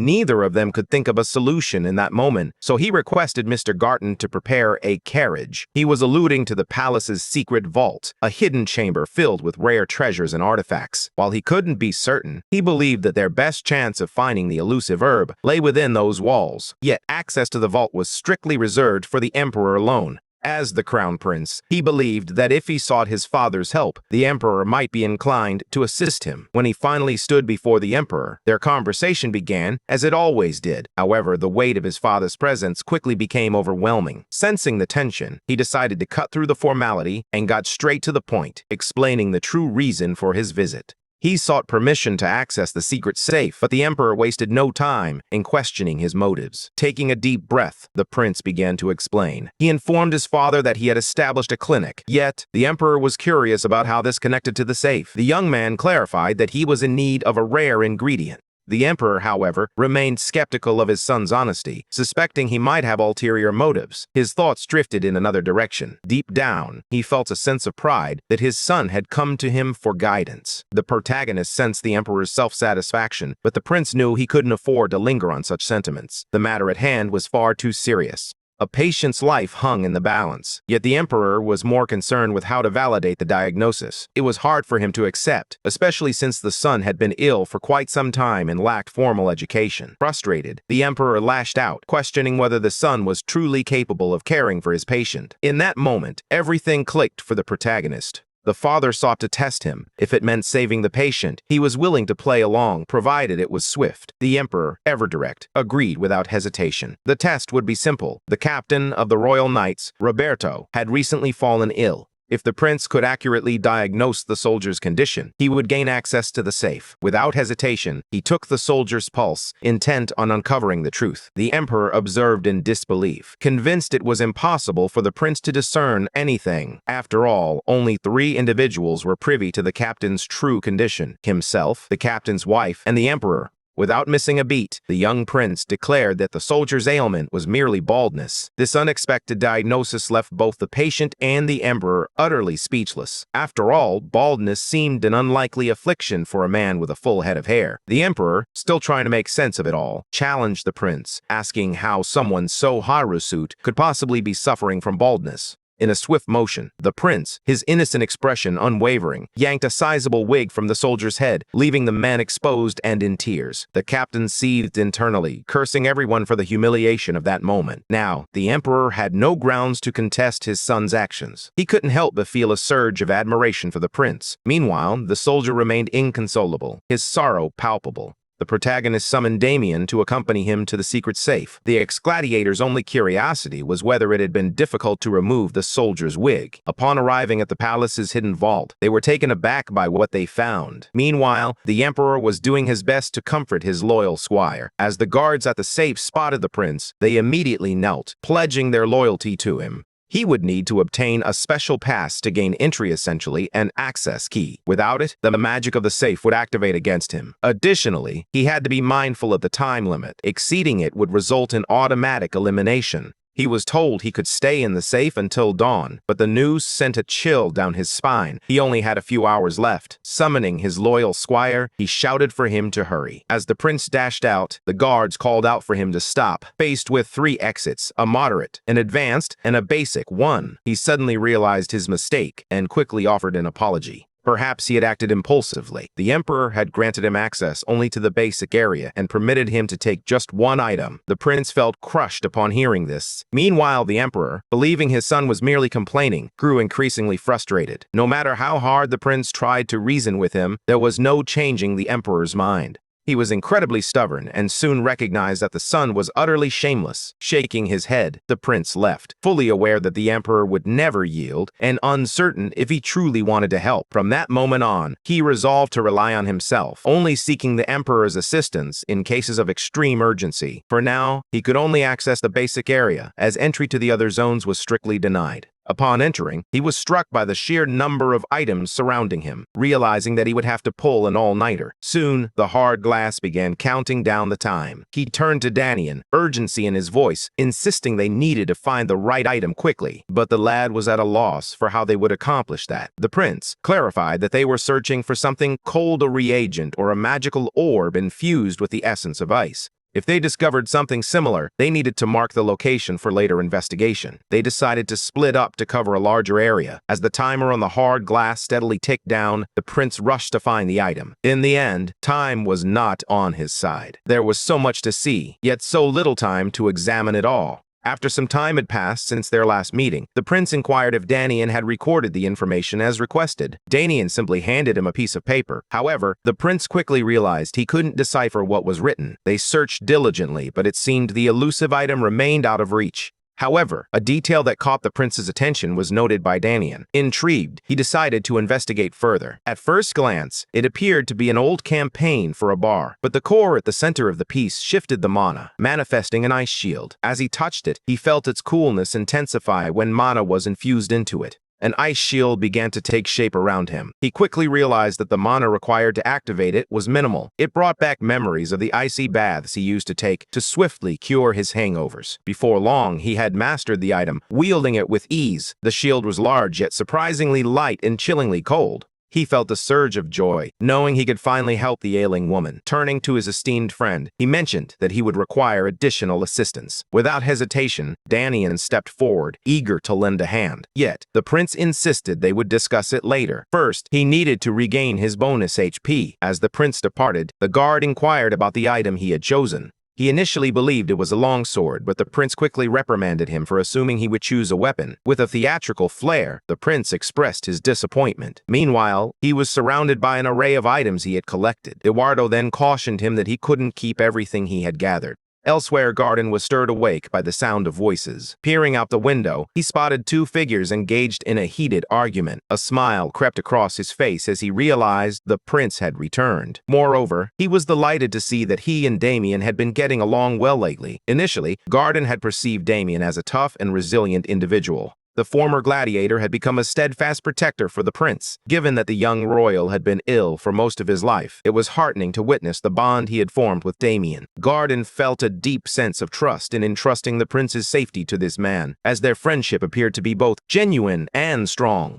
Meanwhile, the protagonist was eager to put his newly acquired ice shield to the test. Damien had been tasked with assessing its durability by striking it with his sword. With a determined leap, he soared into the air and delivered a powerful blow. Unbeknownst to him, Garden misinterpreted the scene, believing the former gladiator was launching a treacherous attack on the prince. Just moments before Garden's misunderstanding, the two were engaged in a conversation. The prince was about to share something significant, and the young man listened with admiration, fully aware of the prince's pure heart and his desire to help those in need. It was this unwavering dedication that compelled him to follow any command given to him, even if it meant drawing his sword at the prince's request. Despite finding the request peculiar, the prince clarified that he wanted Damien to strike him until the ice shield shattered. Meanwhile, Garden, roused by the commotion outside, peered through the window. To his surprise, he saw only two figures engaged in conversation. However, beneath the surface, Damien couldn't shake the unsettling thought. Was the prince truly seeking death, hoping to cast him as the traitor?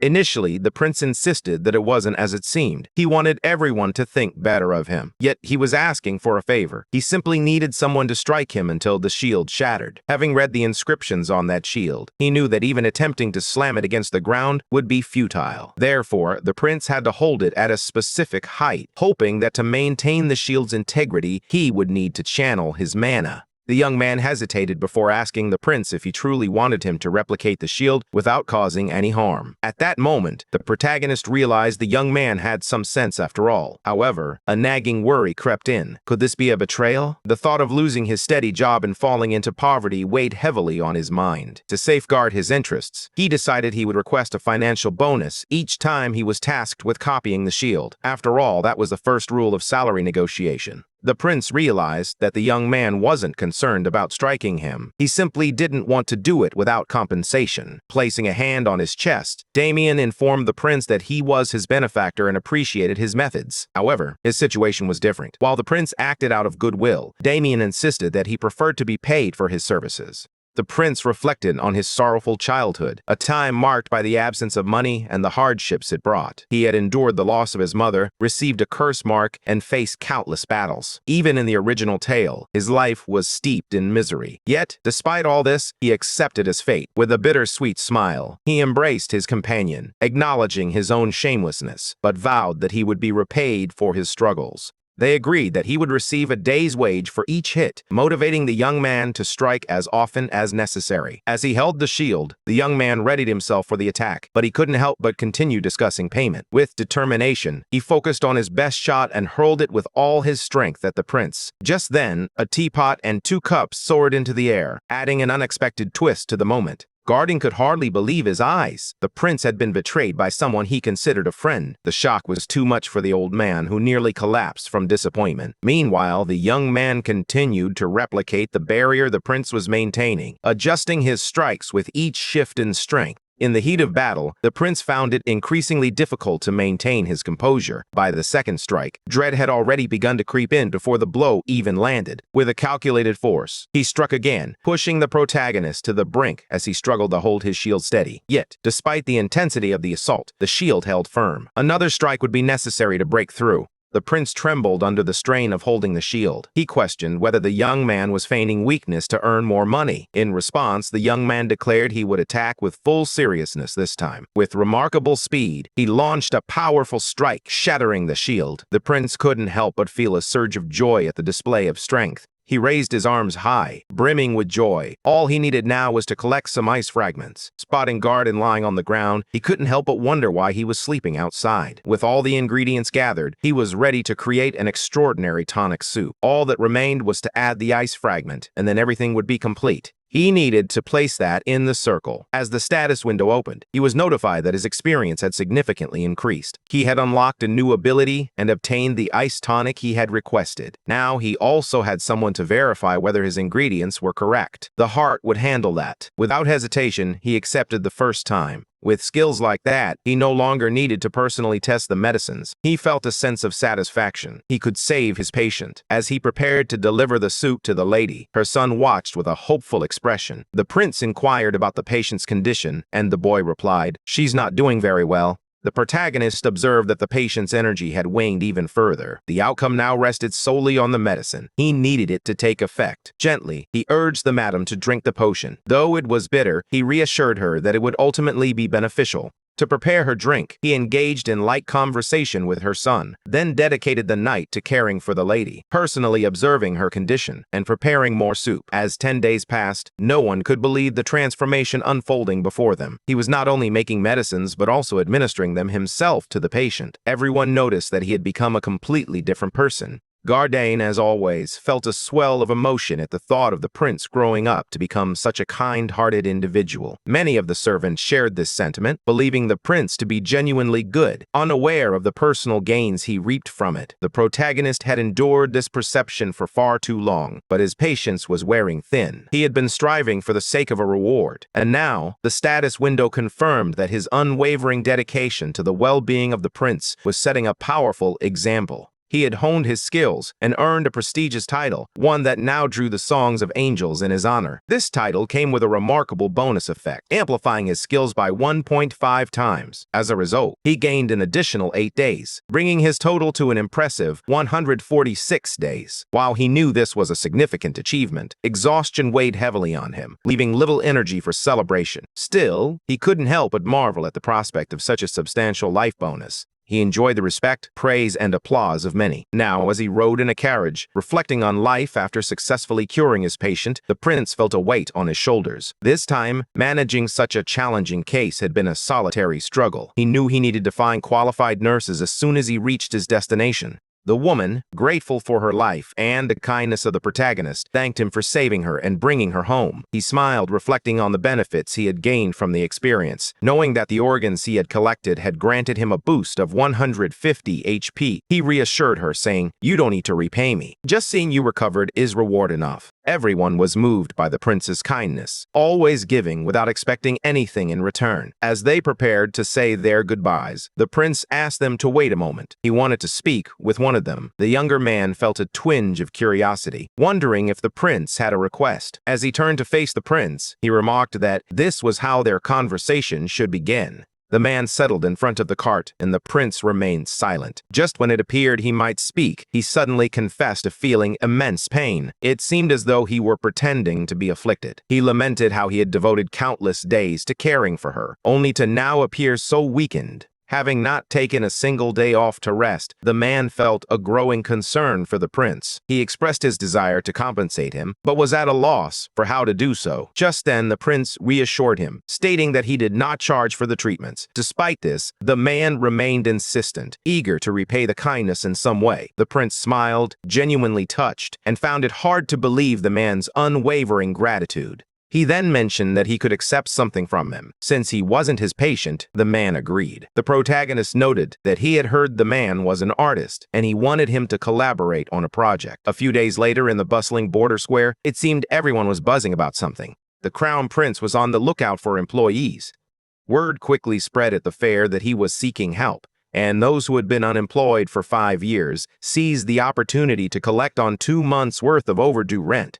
As he ran, the man mentioned he would just go too. Meanwhile, a hooded figure, casually eating an apple, brushed past him. There was an air of intrigue about this mysterious woman, who climbed a few steps, seemingly drawn to the same destination as everyone else. Meanwhile, the prince was receiving congratulations for the man's transformation into a true artist. However, the man's expression revealed his dissatisfaction. He was an artist, known for his captivating oil paintings, and had created several stunning prints. As word spread, more and more people flocked to admire his work, marking a successful recruitment for his gallery. While many joined the venture purely for financial gain, there were others who genuinely cherished the art of painting. Meanwhile, the mysterious woman, cloaked in black, moved gracefully through the bustling crowd. The prince, unable to contain his delight, was practically glowing with happiness. He attempted to mask his overwhelming joy, but it was clear he was bursting at the seams. His plan was to recruit numerous nurses to care for the patients in the palace,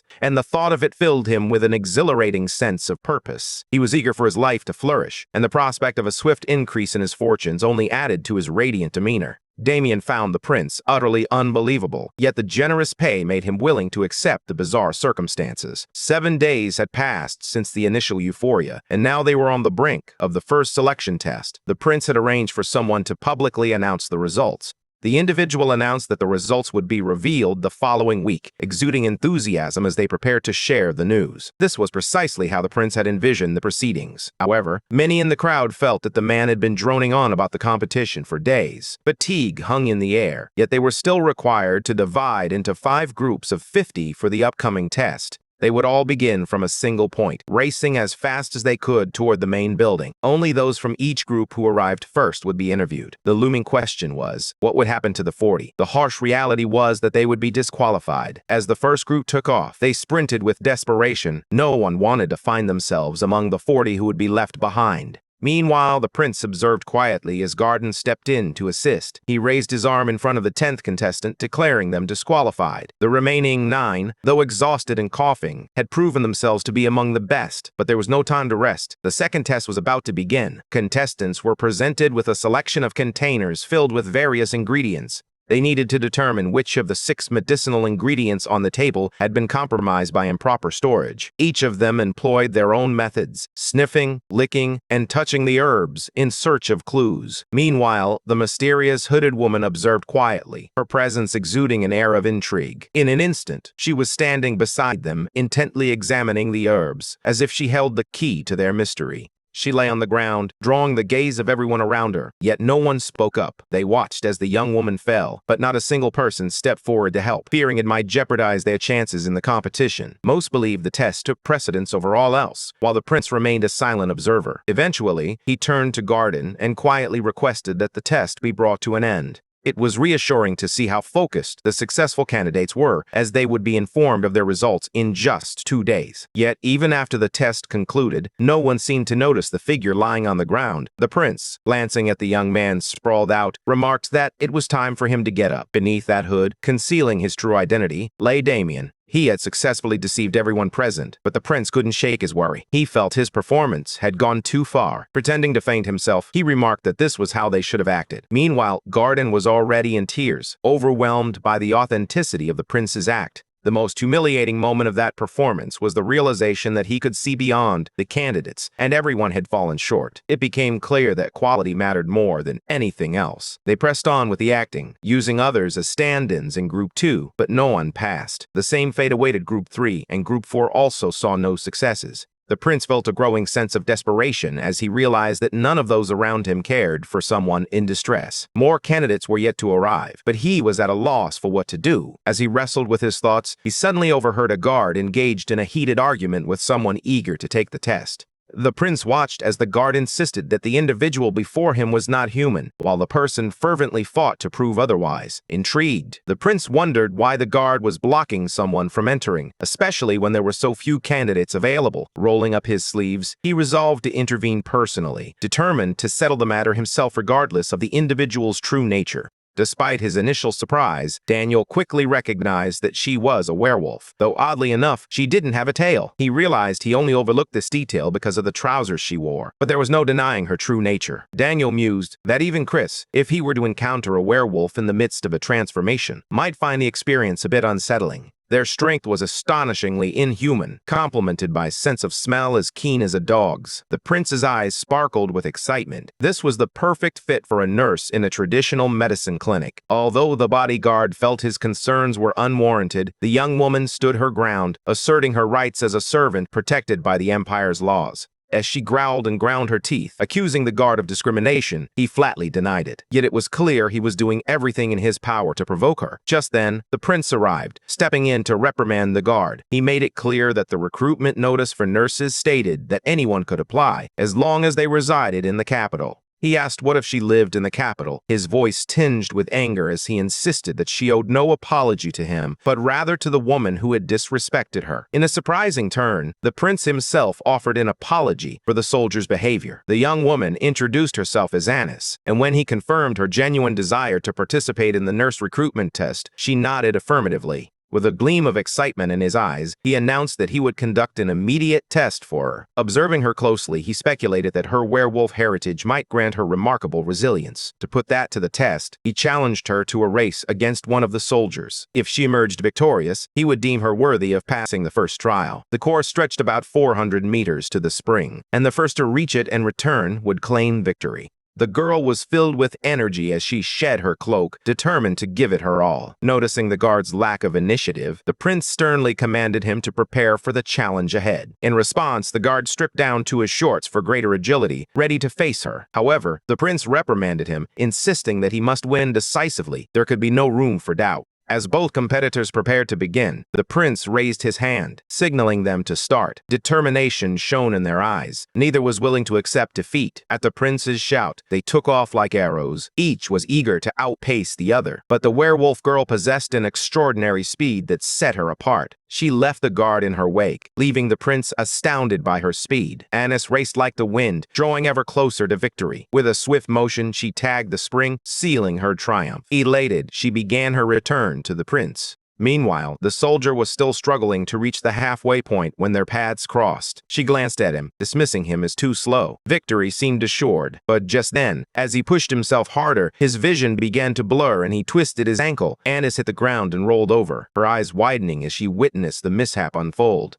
Noticing his struggle, she realized his shoulder was dislocated. Slowing her pace, she wrestled with her thoughts, her teeth grinding in frustration. She couldn't believe she might lose because of him. Yet, despite the finish line being just a few centimeters away, she paused her run to help him. As she returned, frustration washed over her. She had expected a resounding victory, yet none of it seemed to matter now. The prince merely observed the unfolding events with an inscrutable expression. Swiftly, the werewolf approached the man, equally puzzled by her presence. With deft hands, she reset his dislocated shoulder, her movements precise and confident. In a firm tone, she instructed him to remain still and silent. As the man reset his shoulder, a piercing yell echoed through the air, drawing attention from afar. Meanwhile, the prince exclaimed in delight, proclaiming how marvelous everything was, and that this was precisely what he had been searching for. With that, he presented her with a cord necklace adorned with a wooden heart. Soon after, everyone gathered in a room where the young woman was to sign a contract. The prince urged her to read it carefully before putting pen to paper. These were work-related matters. As she held the sheets of paper, she found the information overwhelming. The two individuals behind the prince exchanged glances, sensing that he was behaving unusually. Meanwhile, as she flipped through the documents, the prince watched her with admiration, captivated by her remarkable physical abilities.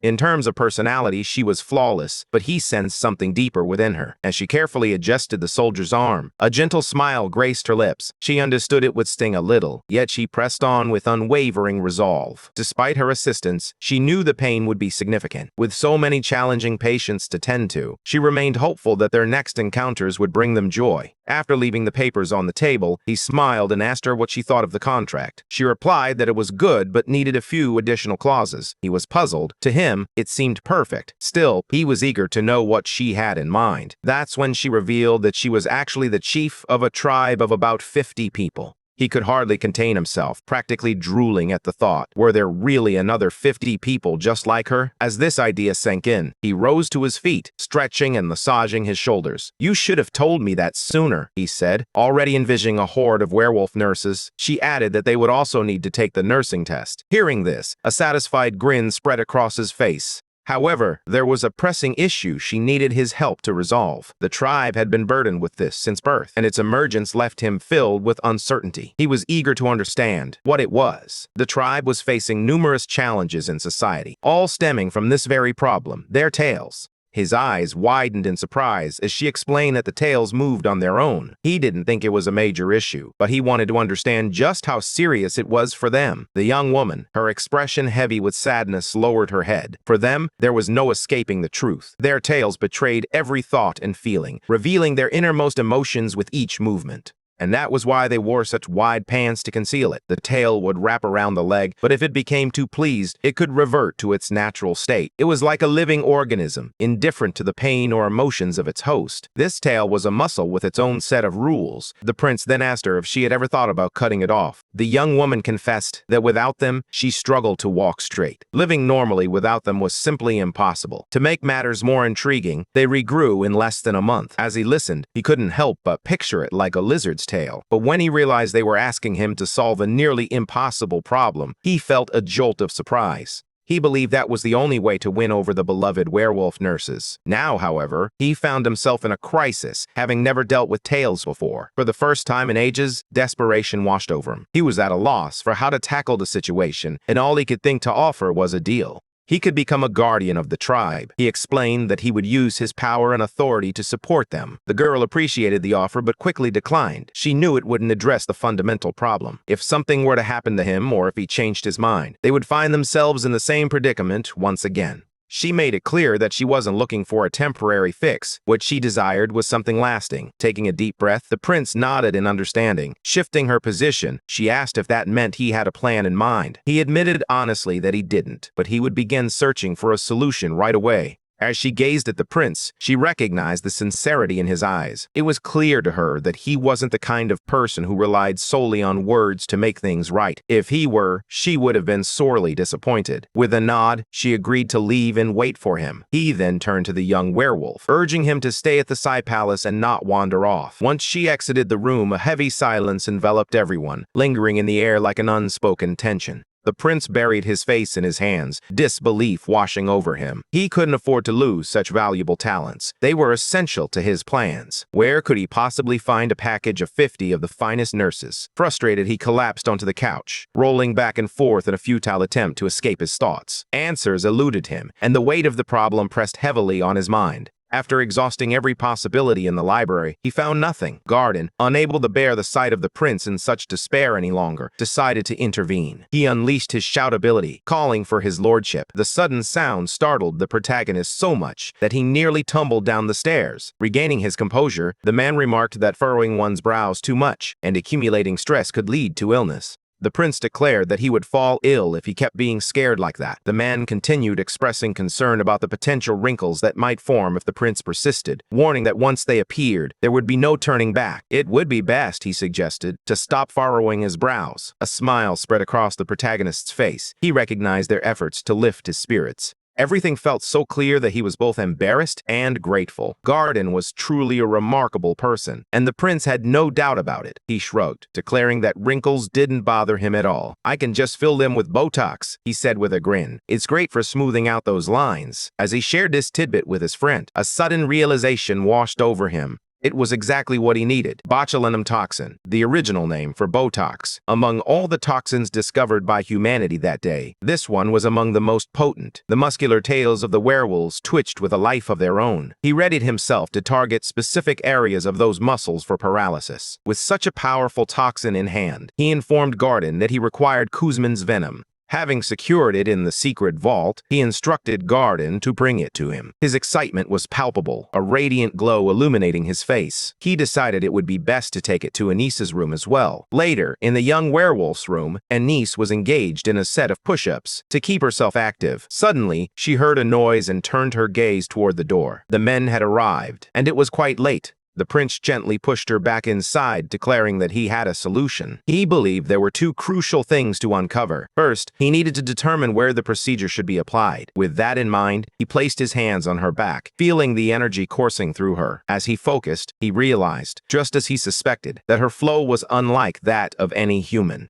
Aside from the location of the receptacle, the differences were not as pronounced as he had expected. The acupuncture points were spaced further apart than in humans, and in between them lay something entirely unfamiliar, a new blood vessel that seemed to lead to the tail. He chose to keep his observations to himself. In essence, she resembled a human, which was precisely why he had asked her to transform into a wolf in his presence. She found the request peculiar. He claimed it was necessary to identify the acupuncture points. Taking a deep breath to focus, she felt a shift within her. Moments later, she transformed into a werewolf, complete with the tail that had caused her so much trouble. Despite her considerable height advantage over the prince, he commented that she hadn't grown as much as he expected. Then, with a hint of nostalgia, he remarked that she reminded him of a dog he once had. She certainly didn't take that as a compliment. Observing her transformation, he noticed the young woman was growling softly. It dawned on him that her altered mouth might be the reason she couldn't speak. Despite her growl, he still reached out for her paw. This time, Astrid rolled over with excitement, playfully tumbling a few times. Varden, witnessing her joy, couldn't help but sigh contentedly as he watched her. After the prince had thoroughly examined the she-wolf, he found himself alone in his office some time later. It was then that he believed he had uncovered the first part of the procedure. Now, he needed to determine just how much venom he would require, as well as its specific ingredients. To do this, he would have to visit the prison and consult the mediator. The trouble was, the man wasn't exactly trustworthy. However, perhaps he could consume him and store the remains in the mana circle for testing. The moment he placed the venom capsule in his mouth, his organs erupted in protest, united in their disbelief at his madness. His heart raced with outrage, furious that he had just ingested such poison. The liver, equally incensed, demanded to know who would handle the detoxification. The solution seemed simple: summon the monster and hand over the venom immediately. The protagonist was in disbelief as he rejected the status window's demands to feed the young monster's venom. His companions were furious, convinced that the prince was pushing the limits by conducting tests on his own body. Among them, the liver was the most vocal, exclaiming that there were monsters specifically designed for ingredient analysis, including venom. The protagonist was pleasantly surprised by this newfound information. He had never realized that such a summoning was even possible. It felt almost too good to be true. The liver explained that it had forgotten this ability while waiting in the system room. Intrigued, the protagonist couldn't help but wonder what other secrets lay hidden in this world. As the liver revealed its secret, it confessed that while it was waiting, it had been sleeping. The heart, the lungs, and even the large intestines had joined in this slumber. The prince pondered this revelation, questioning whether all the internal organs were truly dormant. Yet, deep down, he realized he had already uncovered more than enough answers. A rule had been established, shrouding information in secrecy. Yet, the prince, with his irresistible charm, was determined to learn more about the nature of this invocation. The liver, however, was in a foul mood and reluctant to engage. Undeterred, the protagonist pressed on, his curiosity unwavering. As the other internal organs chuckled at his expense, frustration bubbled within him, igniting his anger. Fuming, he rose from his chair, declaring that everyone could remain silent if they wished. He was determined to extract every secret they held, convinced that simply holding his breath would do the trick. Meanwhile, his heart, large intestine, and lungs found his struggle rather amusing, as he nearly suffocated in his effort. Eventually, the heart began to sense something amiss, and the lungs grew increasingly restless. The message was clear. His internal organs were in a state of panic over the protagonist's actions. The lungs were already signaling distress, while the heart struggled to keep up. Meanwhile, the liver and large intestine were seething with frustration, determined to relay crucial information about the summoning's characteristics. Suddenly, a soft light emerged nearby, revealing shimmering creatures that resembled goldfish. The protagonist quickly identified them as moonfish. With a smile, he declared that these enchanting fish would be his friends from that moment on. Thus, the bond between the moonfish and the hedgehog blossomed, and their friendship thrived in harmony. Now calmer, the protagonist retrieved a pill of poison and offered it to the fish for a taste. Meanwhile, his internal organs protested, deeming his actions rude and unappreciated. Yet, he believed the moonfish's unique ability would only activate upon consuming alcohol. After all, he was immortal. He barely tapped into his ability, yet he was already rising from level 1. The moonfish, feeling betrayed, was furious. The medicine had an awful taste. Spine observed closely as Bubbles transitioned to uncover the ingredients. Suddenly, Bubbles' eyes snapped open. The immortal moonfish had activated its revival ability. Now it was healthier than ever. With this newfound vitality, his teeth grew larger. He pulled out one of his fangs and began to write what resembled a diary. He meticulously recorded everything he consumed, detailing the exact ingredients and their quantities, even the lethal ones. All of this information was contained within a red, heart-shaped note.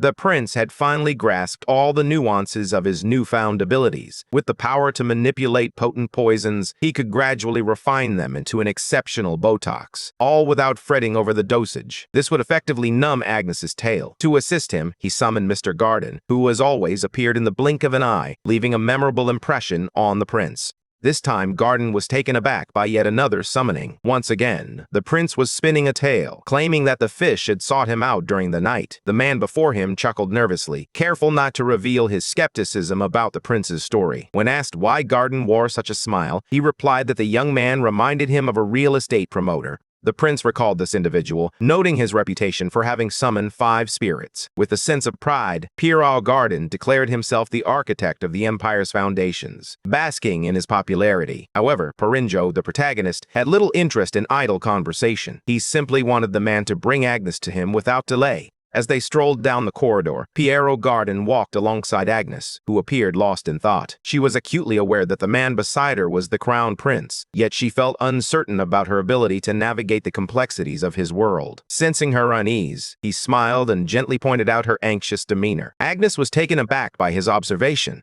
She assumed he was making that remark because he had noticed the signs of her tail. Taken aback, the man quickly apologized for making her uncomfortable. Yet, she wasn't truly embarrassed. She saw it as a perfect excuse to end the conversation. "It's fine," she replied. "I'm used to that sort of thing. Besides, we haven't even been officially introduced yet." With that, the two shook hands and introduced themselves. The man then offered a piece of advice. She shouldn't be surprised by the treatment the crown prince might propose. Pierrot felt a flicker of anxiety. What if the prince's suggestion was so outlandish that she would think he was mad? Though she remained silent, her mind raced with curiosity about what unconventional treatment he could possibly have in mind. As she stepped into the room, the prince was impeccably dressed, flanked by several attentive assistants. With a warm smile, he invited her to take a seat. She could hardly believe he had truly found the solution. Yet, when he urged her to trust him, she felt compelled to confront him. "First, you need to explain what kind of treatment this is," she insisted. Noticing her nervousness, he explained that he would use a spine needle to prick her tail multiple times. With a smile, he added that he would apply poison to the thorn each time she poked him, playfully asking if she found it cool. The crowd beamed with pride for the prince. The girl turned her gaze to Pierrot, finally understanding the significance of his praise for the treatment. She recalled him urging her to trust the prince's plan. It felt as though everyone around her was silently imploring her to have faith in their highness. Even the prince himself wore an expression that suggested he was trustworthy. Yet, deep down, she couldn't shake the feeling that he was just a madman. And he wasn't alone in that regard. Her confidence in the crown prince's methods wavered, leaving her with lingering doubts.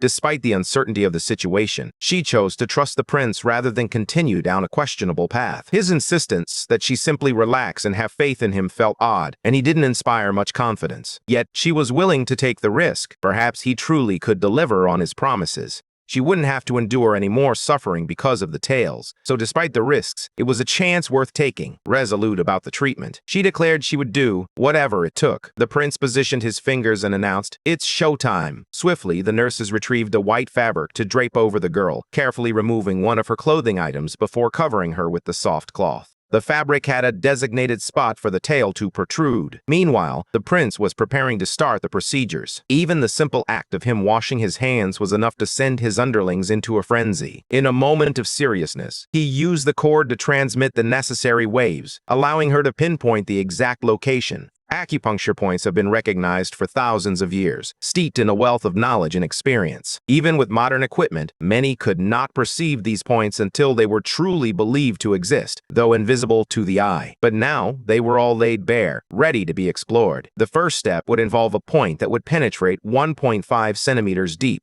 Meanwhile, he activated the discharge function embedded in the space circle. The girl appeared to sense something as the point made contact. Now, the next step required him to go 2.1 centimeters deep, followed by another at 2.4 centimeters. Mana flowed alongside the spinal erectors on both sides, ready to assist in the process. He observed that, little by little, the tail was losing its strength. But now came the true challenge. Smoothing the tail was merely the first step. The real task was to ensure it remained paralyzed forever. As he prepared to make his move, he realized the tail had already regained its vigor, swinging dangerously close to his nose. He couldn't help but be unnerved by the terrifying speed of her recovery, though he had anticipated it. It was time to accelerate the process. He focused intently on the key points, knowing he had to strike the primordial point with precision. As he made contact with the girl, he immediately sensed the impact. A wave of concern washed over him. He had instructed the prince to touch the tail, not the head.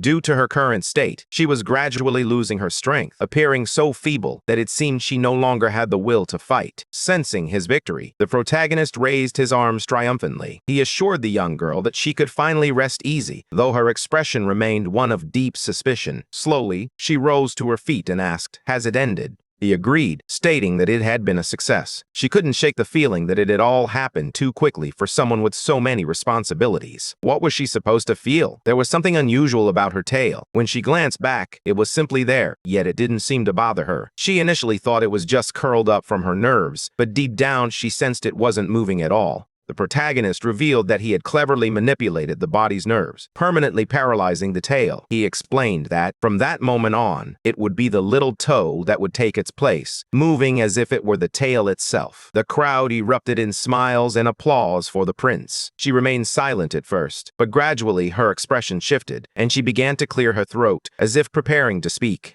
The protagonist believed that the sadness and despair the werewolves had endured were finally behind them. With tears in her eyes, she expressed her gratitude. He gently urged her to hold off on the thanks, assuring her that it was all over now and that it was time to sign the contract. He then asked if she remembered the special Claudia, the one who had promised to bring the entire tribe to help with the tale. With a peculiar laugh, he urged her to sign the contract soon. She regarded him with a hint of disbelief, fully aware that the prince was far from ordinary. After a moment, his laughter erupted again, overflowing with joy. Pierrot, curious about the source of his delight, asked if he was truly that happy. The prince, despite not enjoying himself, felt a sense of satisfaction as everything unfolded perfectly. He was about to have exactly what he desired, 50 dedicated nurses at his service. These were no ordinary nurses. They were werewolves, each having mastered basic nursing techniques and emergency treatments. In addition to their training, they would also attend professional nursing classes and learn about ingredient differentiation.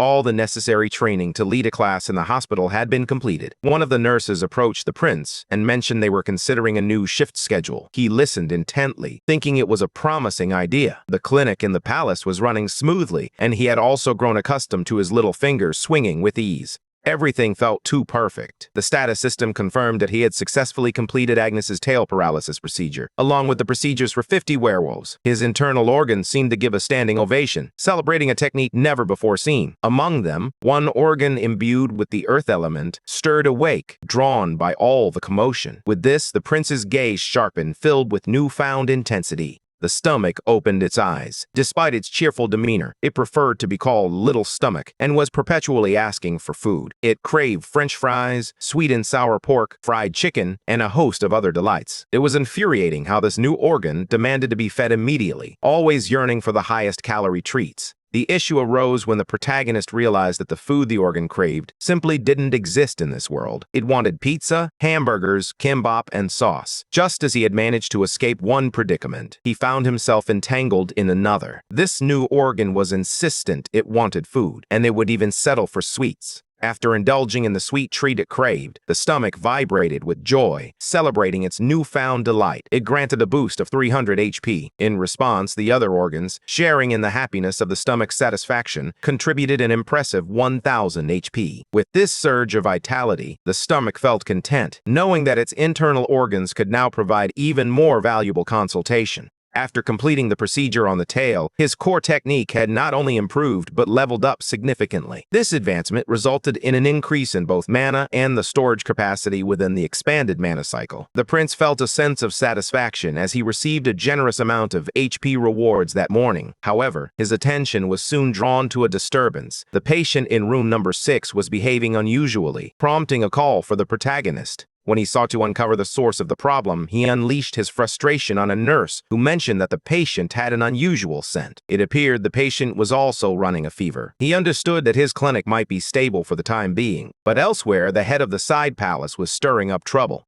As he reviewed the expenses and considered the necessary actions, a sense of unease washed over him. Something was amiss. He set the accounts aside and grabbed the registry notebook. No matter how hard he scrutinized it, disbelief clouded his mind. Realizing that everyone was in dire straits, he dropped the notebook and sprinted away, determined to find the prince and report the alarming situation. He possessed the power of the royal shout, calling out to the prince with a voice that echoed like thunder. The prince, startled, reacted as if he were back in Pierrot Garden. But when he turned around, he realized it couldn't be him. He had been there all along. Noticing the man's fear, the protagonist quickly inquired about his distress. After catching his breath, the man urgently replied that he had something important to report. He apologized for the unexpected visit, explaining that the operating budget was on the verge of going into the red. The protagonist couldn't believe he was facing this crisis once more. It felt like a nightmare. Fury bubbled within him. As the crown prince, he refused to accept that they were out of money. This was simply unacceptable. Without money, he felt powerless, and keeping the clinic open seemed impossible. His first step was to confront the person in charge, demanding to know how they had ended up in such dire straits. The man explained that the prince had implemented significant budget cuts at the side palace last fall. In a fit of rage, he accused Adrian of being a reckless lunatic. Yet the person in charge was taken aback by the accusation.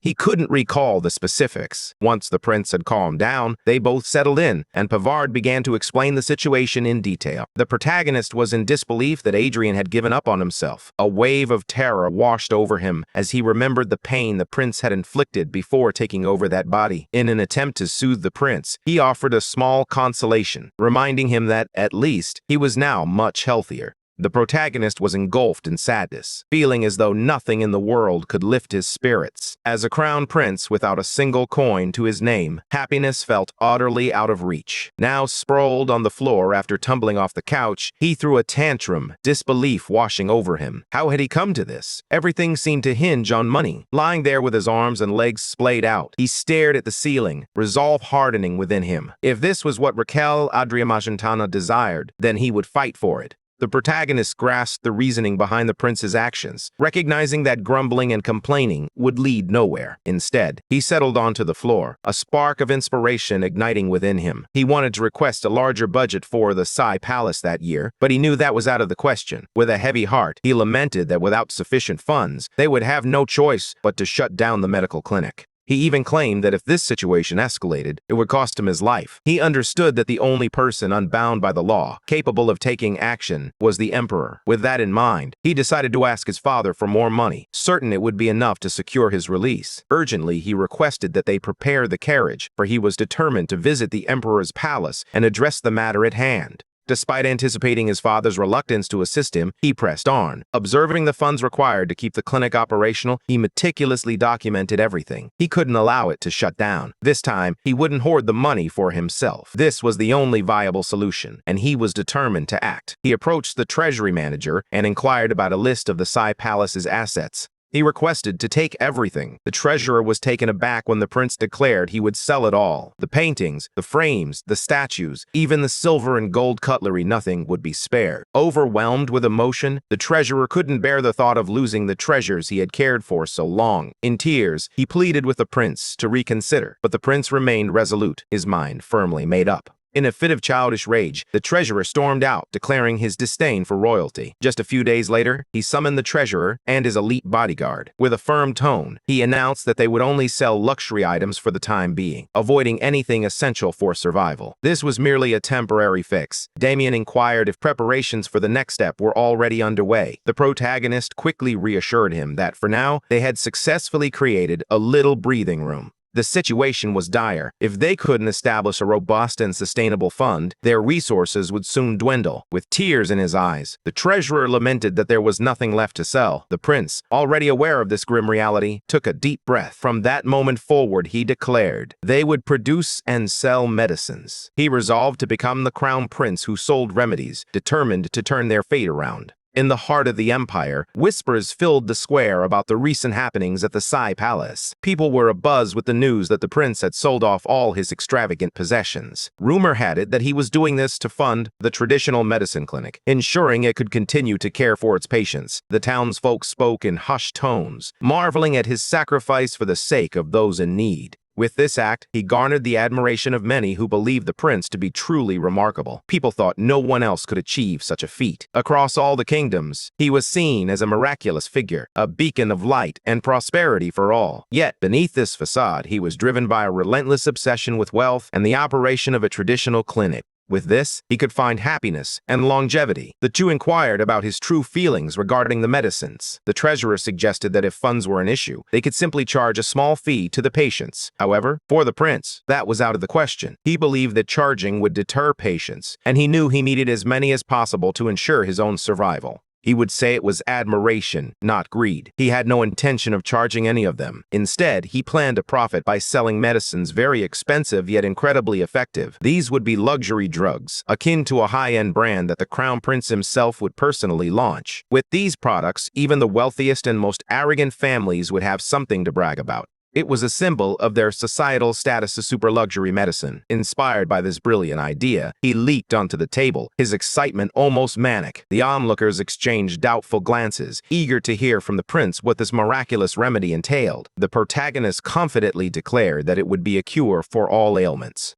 The medicine was aptly named the soothing pill, my golden note. It was a name that resonated with every Korean, for the soothing pill was renowned for its exceptional quality. This remarkable remedy boasted the ability to heal or alleviate brain disorders, heart conditions, and high blood pressure. From the middle class to the elite, everyone turned to it, drawn by its potent promise to calm frayed nerves. As he strolled alongside his dedicated bodyguard, he seized the moment to pose some questions to the prince. The bodyguard, visibly concerned, wondered if people would actually eat such a delicacy. The prince nodded confidently, explaining that it was indeed a rare item, akin to a limited edition. If that's how people perceive it, he added with a knowing smile, they'll be eager to buy it. They weren't just using ordinary bowls. They were harnessing something far more powerful and rare minotaurs. He confidently claimed that his medicine would be 5 stars, both in efficacy and brand appeal, ensuring that everyone would want to buy it. However, his bodyguard remained skeptical, insisting that no one would actually purchase such a product. He doubted that people would be interested in a calming pill with effects like these, especially since it was the first time they were discussing it. The bodyguard believed the medicine deserved to be renowned for its remarkable effectiveness. He mentioned that it originated from a fallen kingdom. Despite this, he remained skeptical, having never encountered it before. Meanwhile, the prince, indulging in his imaginative play, claimed he had learned everything he knew from his dreams, weaving a tale as fantastical as Pinocchio himself. The bodyguard, of course, would never fall for a mere tale meant to deceive. Garden, however, was a different story. His naivety made him the prince's most ardent supporter, eagerly accepting every one of the prince's fanciful stories. But for the bodyguard, it was a different matter entirely. His sole concern was ensuring his paycheck arrived on time. To the prince's astonishment, the bodyguard inquired whether he intended to continue treating patients without a license. The prince's eyes widened in disbelief as he asked, "Do I need a license?" The bodyguard, taken aback by the prince's ignorance, explained that there was indeed a medical license exam one that even Garden had successfully passed. Rubbing the back of his head, the prince sheepishly admitted, "I had no idea." Determined to tackle his financial troubles, the prince set his sights on acquiring a gallstone from a minotaur. However, when he approached the suppliers for the ingredients, he discovered that this rare stone was nowhere to be found. Instead, he decided to procure a live minotaur, which meant a journey to the Magenta capital. His bodyguard was incredulous, unable to fathom that the prince was serious. Yet, the prince's unwavering resolve made it clear he was not joking. He needed to assess the Minotaur's condition and determine if it truly possessed the gallstone. From every angle, the bodyguard couldn't shake the feeling that this prince was a bit unhinged. Nevertheless, they readied the carriage, and the prince eagerly climbed atop one. Buzzing with excitement, it was finally time to depart. Everything was in place and ready to go, as the prince's time was precious and limited. However, he noticed that his bodyguard had come to a halt. Frustrated, he called out, urging him to hurry up.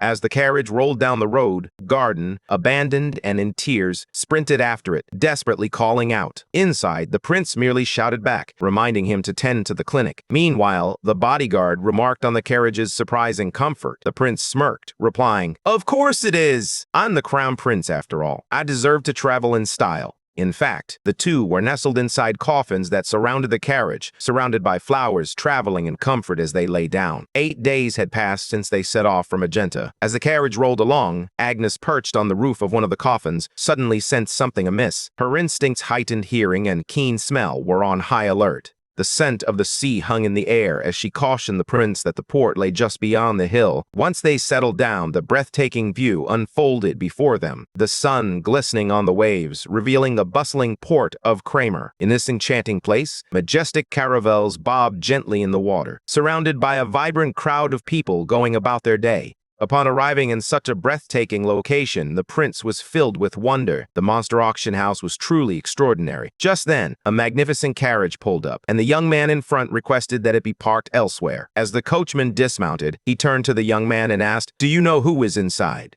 The man was curious if the visitor was as special as the prince. Just as he finished speaking, the prince himself stepped forward to introduce himself. The man, who had been pondering where to park the carriage, suddenly turned pale. "I must see this!" he exclaimed, rushing off to inform the mayor of the prince's presence. Hearing the commotion, the mayor quickly sought to understand what was happening. As soon as the young men regained their composure, they exclaimed that the crown prince was approaching, pointing directly at the protagonist. The prince entered the premises, flanked by his elite bodyguards. The mayor could hardly believe his eyes. The crown prince was right before him. Overwhelmed with excitement and a hint of anxiety, he rushed toward the prince, desperate to catch his attention, beads of sweat forming on his brow as he worried he might have inadvertently offended royalty. He inquired about the prince's visit, and with a smile, the prince seized the moment, claiming he was merely passing through to make a purchase. The mayor, eager to ensure the prince's safety, offered additional guards. However, the prince politely declined, confident in his existing escort of gladiators and a wolf girl. Despite the mayor's persistent efforts, the prince remained steadfast in his decision.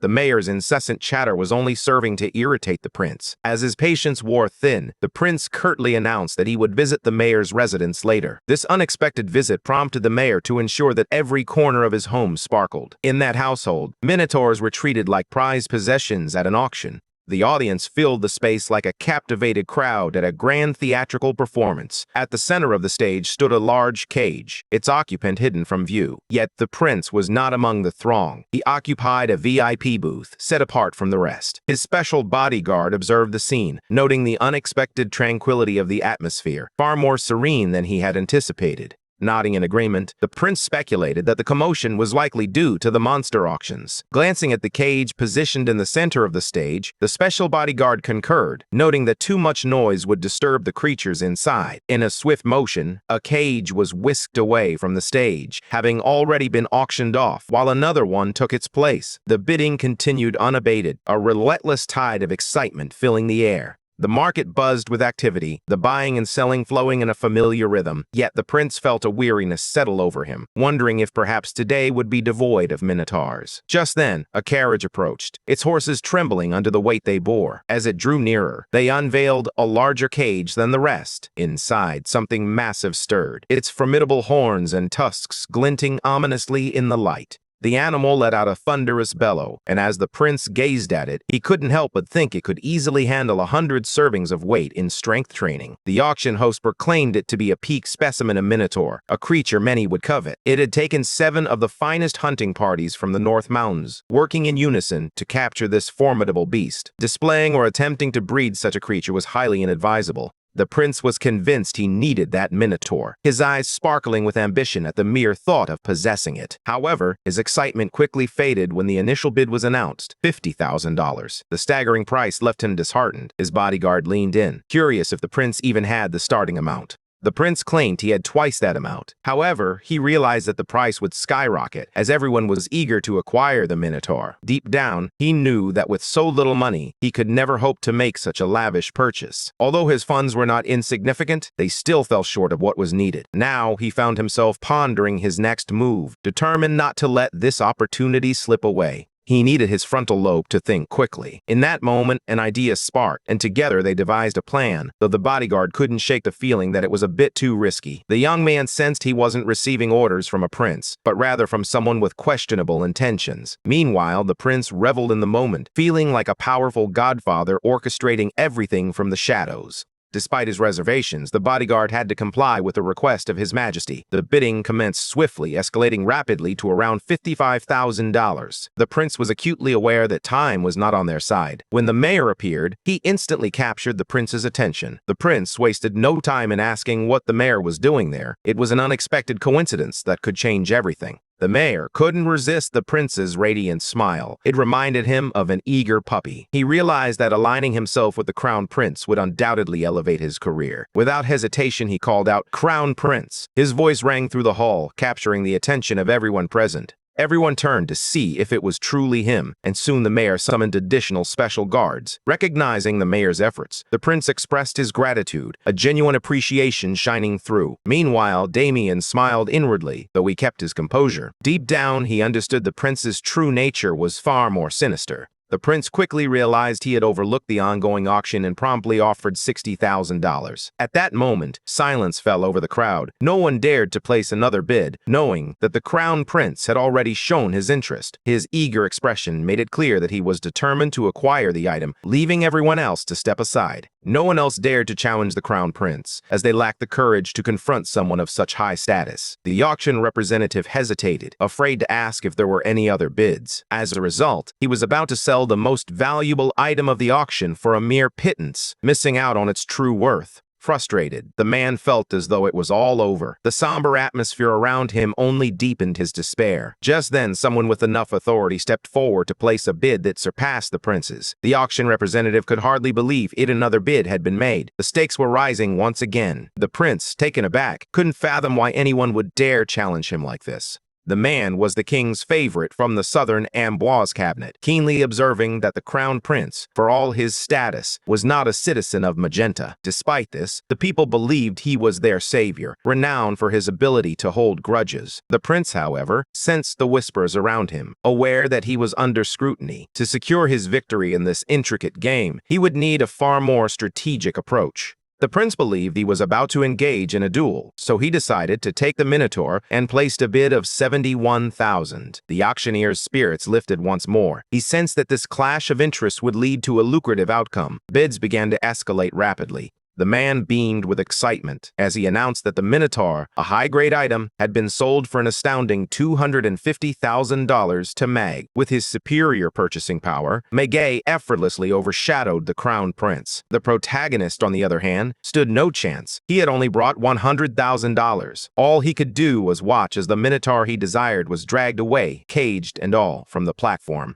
However, his loyal bodyguard expressed his relief over the prince's loss. "It would have been a tremendous waste to spend so much money on a single Minotaur," he said. "If you had exhausted your funds, I wouldn't be able to pay my salary. After all, the only reason I'm here is for that generous paycheck." He made it clear that without the promise of compensation, he had no reason to remain by the prince's side. For the prince, it was a matter of gratitude, or rather, the lack of it. But for the ex-gladiator, it was a different story entirely. Eventually, the prince posed a question. Was gratitude separate from money? The bodyguard, despite his notorious temper, nodded in agreement. Deep down, the prince understood that the ex-gladiator was the true hero of the tale he was immersed in. Damien possessed immense growth potential, especially with the strongest person in the universe watching over him. However, it was crucial for him to ensure that they could live a peaceful life together. Only then would they truly be safe. With a lighthearted giggle, he reassured Damien that there was no need to worry, his salary would always arrive on time. He mentioned that they would head to the mayor's house first, but the man couldn't fathom why the prince was in such a rush. The prince was clearly embarrassed about his defeat, especially after resorting to cheap tricks. Meanwhile, as the auction winner glanced around, he realized the prince had vanished, now somewhere within the opulent palace where the Minotaur was kept in chains. His expression was one of sorrow, as if he were just awakening from a deep slumber. The man who had purchased him wore a smile, boasting that the creature was even more remarkable than he had anticipated. He eagerly shared with another onlooker that he couldn't wait to witness the crown prince's reaction when he discovered that this prize specimen had been taken from him. Now they could finally begin the taxidermy process.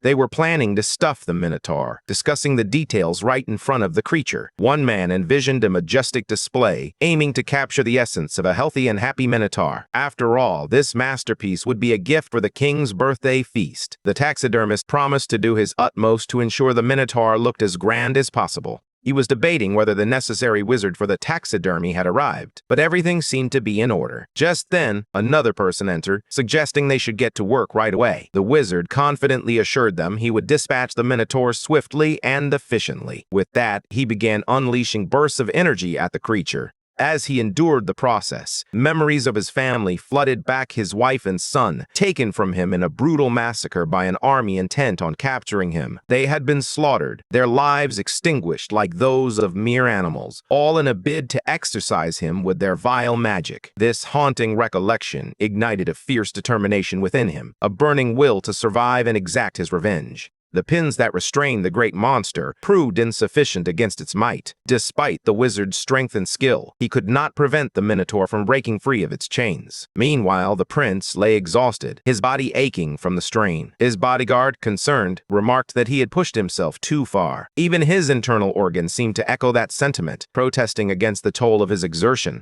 The prince was confident that the following day would bring clarity. However, his thoughts were abruptly interrupted by frantic knocking at the door, accompanied by urgent cries for help. Someone was in dire trouble, and it was clear they needed the prince's assistance. Damien, ever vigilant, tightened his grip on the sword, ready to defend his charge. He wouldn't allow anyone to approach the prince without caution. From a distance, he called out for a quick explanation, but the messenger had no time to respond. Suddenly, a massive explosion rocked the area. In an instant, the bodyguard positioned himself in front of the prince, shielding him from the blast. The force hurled him away, slamming him against the wall. Panic surged through the prince as he shouted for his bodyguard. A massive hand reached out toward the prince, intent on capturing him. It belonged to the giant Minotaur, who was far from satisfied with its current predicament. The protagonist barely had time to react as he turned to face the looming threat. To grasp the situation better, one must remember that not long ago, the pins holding the enormous Minotaur in place had shattered. Even while still reeling from the effects of magic, the Minotaur roared defiantly, refusing to accept its fate as a sacrifice.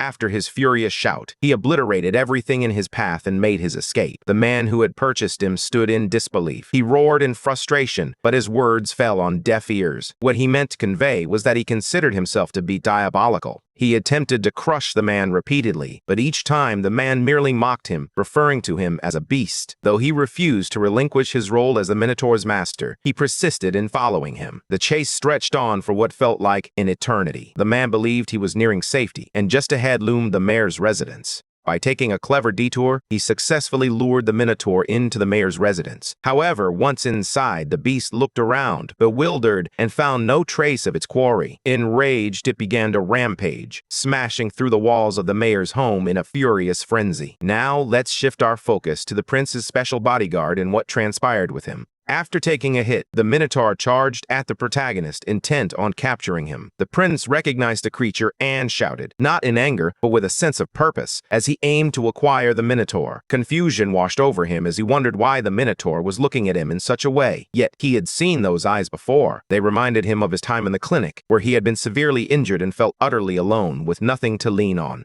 Those were the eyes of a patient. The Minotaur recognized the man. He had seen him in the auction hall. Anger surged within him as he realized this man was just like the others, someone he wanted to transform into yet another lifeless statue. It appeared he lacked the strength to fight back. As he attempted to punch the prince, his loyal bodyguard unexpectedly intervened, throwing himself in front of the blow. The protagonist could hardly believe it. Despite being knocked aside, the bodyguard was still there, unwavering in his loyalty. Run, the protagonist urged the prince, his heart racing. He couldn't accept the thought of dying there not after everything he had endured. Just as he prepared to flee, he glanced back and was struck by the sight of the furious monster, its rage palpable. In front of it stood his loyal bodyguard ready to face the beast. But the Minotaur was a force of nature, fast and powerful. If it charged, his bodyguard would be in grave danger, and the thought of that made his blood run cold. The Minotaur's gaze was fixed on the prince. He was the creature's target. In a desperate bid to save him, the bodyguard delivered a swift kick to the prince's stomach, sending him sprawling away. Confusion clouded the prince's mind until he realized the reason for the sudden attack. A massive column of stone had crashed down from the ceiling. Now they found themselves trapped, the fallen debris sealing the entrance the Minotaur had used to invade their sanctuary. Despite the prince's complaints and visible frustration, the bodyguard remained unfazed, focused on a message that would be 1,000 times more important if they managed to survive the day. He demanded a special bonus, prompting the prince to question what would happen if he refused. Damien warned that he would abandon the prince to fend for himself. Their argument escalated, while the Minotaur simply watched them, its gaze unblinking and ominous.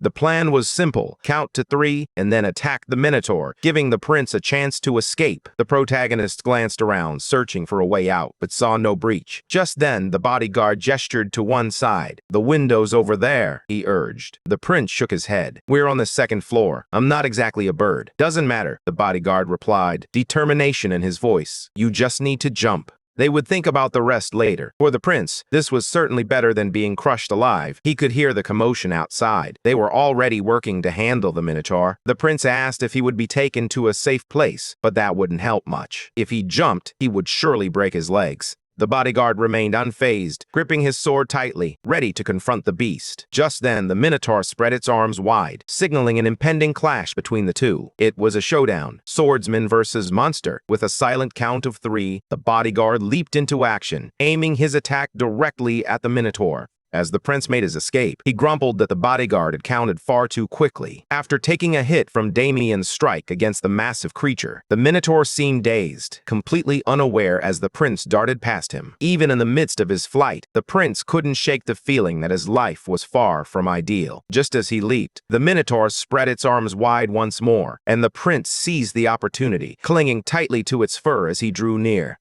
He realized the Minotaur was in dire need of assistance, as if a red alarm had been triggered. His gaze swept over the body of Uru, the king of the Minotaurs, a male aged 48, captured and repeatedly injected with tranquilizers. Uru's condition was grave. His heart was severely compromised, suffering from stable angina. His heart should have been in excruciating pain. Without intervention, he risked contracting a heart infection that could lead to a heart attack. He should have been overwhelmed by agony. It had escalated to a point where even the protagonist felt a pang of sympathy for him. The situation unfolded swiftly as the Minotaur swung its massive arms, intent on throwing the prince aside. He yearned to help, but felt utterly powerless to do so. He couldn't simply shed his fur and take flight. The height was too daunting. The Minotaur had already lifted one hand, ready to strike the protagonist and send him flying. Just then, the bodyguard landed another blow, this time aiming for the Minotaur's eye, but instead striking its horn. The young man staggered back a few steps and turned to the prince, asking if he could hold on just a little longer.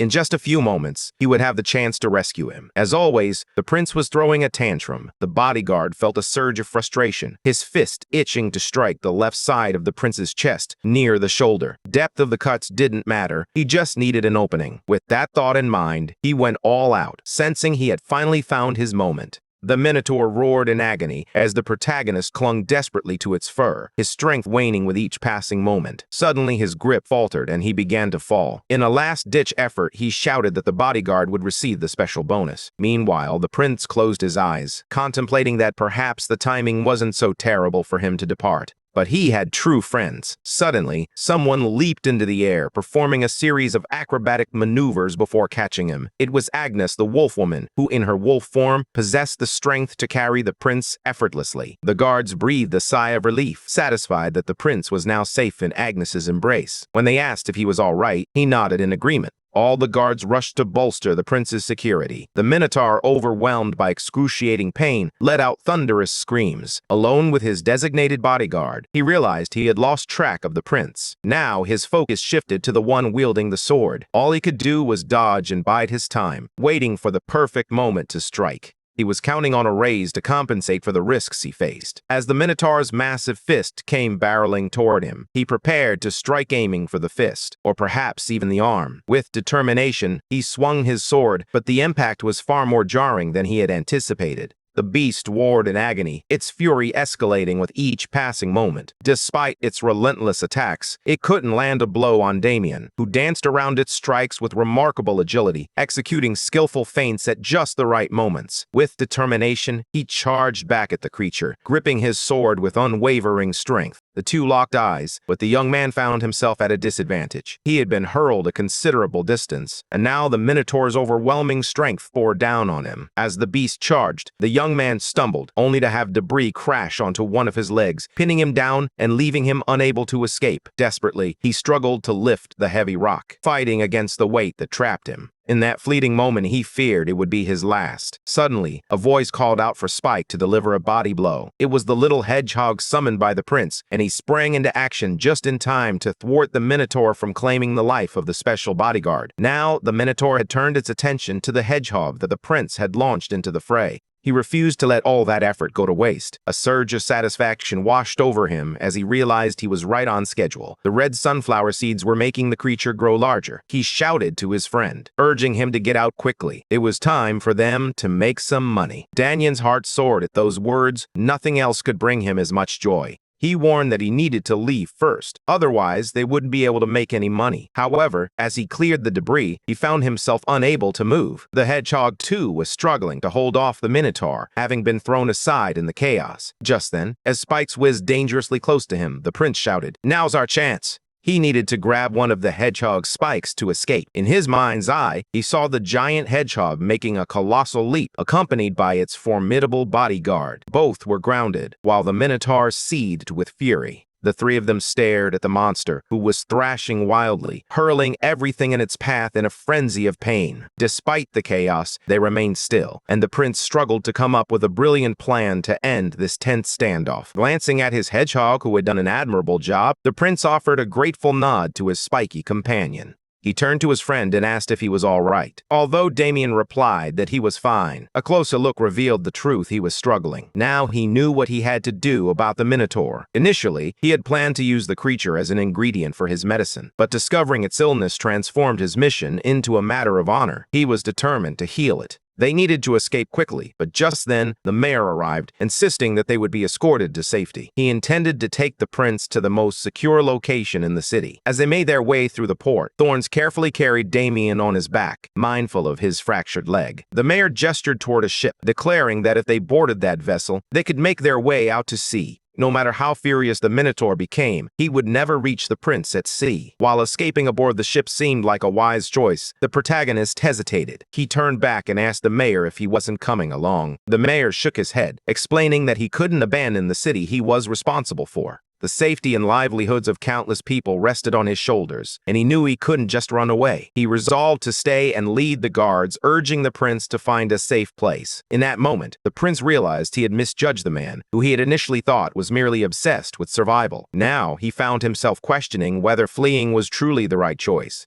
The bodyguard urged the prince to flee at once. Damien reassured him, saying there was no need to feel guilty. Everyone had their part to play. The prince nodded in agreement, recognizing that the mayor was diligently fulfilling his role in safeguarding the city. As for him, his duty as a prince was clear: to protect and survive, ensuring the safety of the imperial family. As the boat began to weigh anchor, the prince prepared to bid farewell to the mainland. However, he was taken aback when he spotted the imposing Minotaur waiting at the gate. No one had anticipated his arrival would come so swiftly. With all his strength, he leaped from the platform, determined to board the ship alongside the protagonist, and he succeeded. Enraged, the prince tore the mast from the ship, shouting for everyone to take cover. The Minotaur, equally furious, swung wildly, trying to strike anyone in reach. In the chaos, the protagonist dropped to the ground, seeking refuge from the beast's wrath. Fleeing was his top priority, but he soon realized there was no escape. He was powerless. His own internal organs felt threatened, and waves of fear coursed through him. The tension in the air was palpable, as if every organ was on high alert, yet the brain seemed absent from the chaos. Damien urged the prince to stay low, hoping to shield him from harm. He urged the prince to stay close to the remnants of the deck, keeping quiet. The prince felt uneasy about hiding in such a precarious spot, but ultimately, the bodyguard was right. He was eager to see what Damien would do next. With a sly smile, Damien mentioned that he had many rewards to collect from the prince after that day, which is why he needed to get to work immediately, despite his injured leg. The protagonist followed the bodyguard's directions, arriving at the designated location. It was clear that Damien had a strategy in mind, as he had called upon Agnes for assistance. While she struggled to contain the massive Minotaur, the bodyguard attempted to land a blow on the beast. At one point, the Minotaur gained the upper hand, seizing Agnes by the tail and dragging her away. Thorns and the other special guards fought valiantly to contain the beast, but the giant swung his massive arms, sending several of them flying, including Damien, who now faced an even more fractured leg. Everyone lay severely injured, while the prince remained hidden, watching the chaos unfold. Amidst the turmoil, he struggled to maintain his composure, focusing intently on the rhythm of his breathing. The Minotaur, sensing the prince's turmoil, observed every minute detail, trying to decipher the emotions swirling within him. He suddenly realized he was in a perilous situation, and the intensity of the moment washed over him. He needed a swift diagnosis. With a determined focus, he opened his eyes and activated his pulse-reading ability, a unique feature of his acupuncture point scanning skill. This technique allowed him to identify living targets for lockdowns, but its effectiveness was limited to the living. However, he perceived something entirely different. Although it was the protagonist's ability, he likened it to a map laid out before him. He observed the movement of the muscles, allowing him to anticipate where his feet would land, even before he made the move. Alone now, he realized he could dodge the incoming attacks with precision. Even before his own resistance crumbled, standing still was not an option and he had to take action. Thoughts came to him slowly, despite his desperate efforts to think clearly. He understood that survival was not just about him, it was about everyone. Even Spikes was in peril. The weight of the situation pressed down on him, and everything now hinged on his next move. Time was running out. Despite everything, he knew he had to act. It was his role. The Minotaur rose, aiming to strike down the fallen soldiers, but he stepped forward, positioning himself in front of the beast. With sheer determination, he halted the Minotaur's advance with his bare fists, crossing his arms defiantly. He had consumed the red sunflower seed meant for summoning, and now he was ready to face the creature head-on. After that experience, he discovered he had developed a resistance unlike anything he had known before. In one of his lives, his body had swelled to nearly the size of a minotaur. Fear gripped everyone, not just from the monstrous minotaur, but also from the prince, who now loomed large and intimidating. Suddenly, red alerts blared to life. He was human, and the dinosaur seed summons could lead to unpredictable side effects. Another notification appeared. The gigantification would only last 3 minutes. The Minotaur continued its relentless assault, delivering brutal blows. As the chaos unfolded, more notifications flashed before him. If he expended too much energy, he risked falling into a coma for at least 5 days. Only 2 minutes remained before he would return to his normal size. He had to finish everything as quickly as possible. His stamina was nearly exhausted. He knew he couldn't endure much longer. Suddenly, the Minotaur delivered a powerful punch to his face. The impact sent him staggering, but to his surprise, he managed to withstand the blow. Normally, even a simple scratch would be enough to send him into a coma, yet here he stood, resolute. He needed to find a way to contain the Minotaur. Instead of trying to defeat the beast, perhaps he could focus on calming its furious state. If he succeeded, Damien and the Royal Knights could take over, even if he collapsed soon after. In that moment, he launched a flurry of hair needles toward the prince. Armed and determined, the prince believed he could harness the fury of the colossal Minotaur. The two charged at each other, but just as they were about to collide, the prince struck the monster's back and leaped over him. As he soared through the air, he expertly embedded his needles into the Minotaur's strategic acupuncture points. The Minotaur stood bewildered, struggling to comprehend the unfolding events. Meanwhile, the prince, fully aware of his actions, expertly positioned each needle with unwavering precision. Yet, he quickly encountered a setback. The hair needles weren't penetrating deeply enough. The Minotaur's skin proved to be remarkably tough. With that, he managed to wrap his legs around the Minotaur's waist and shouted for Damien. He urged him to strike the tip of the hair needle with his sword, believing it would release a scent that would help them. The bodyguard, driven by the promise of rewards and bonuses, acted without hesitation. Now, it was up to the prince to calm the Minotaur's raging mind. He realized he needed to reduce the stimulation of the sympathetic nerve. By increasing the stimulation of the parasympathetic nerve, he carefully targeted specific points and called on his bodyguard to help deepen the needles. This approach allowed him to achieve a more effective form of acupuncture. Everyone watched in awe as he skillfully manipulated the two systems. It wasn't easy, but he had successfully punctured the blood flow and energized the meridians. Yet the Minotaur refused to calm down. It struggled fiercely, trying to break free from the prince's grip. However, the protagonist, accustomed to handling children in the midst of tantrums, understood that silence was the best approach. After all, staying quiet meant he could enjoy some sweets. With one final push, he pressed the last needle deeper, aided by his loyal bodyguard. With a touch of magic, the Minotaur's demeanor shifted dramatically, his eyes transforming in color. The prince couldn't help but find him calmer and even a bit cute in this newfound state. The bodyguard perched on his shoulders observed the change, realizing it wasn't solely due to the acupuncture. It was a delightful coincidence. Such was the power of stability and gentleness at work. The pain had been overwhelming, as if it could claim a life, but just as suddenly as it had come, it vanished. A sense of calm washed over everyone. The Minotaur, once a source of fear, now seemed less menacing. With the tension lifted, he finally felt at ease. Turning to the prince, the Minotaur placed a reassuring hand on his shoulder and expressed his gratitude.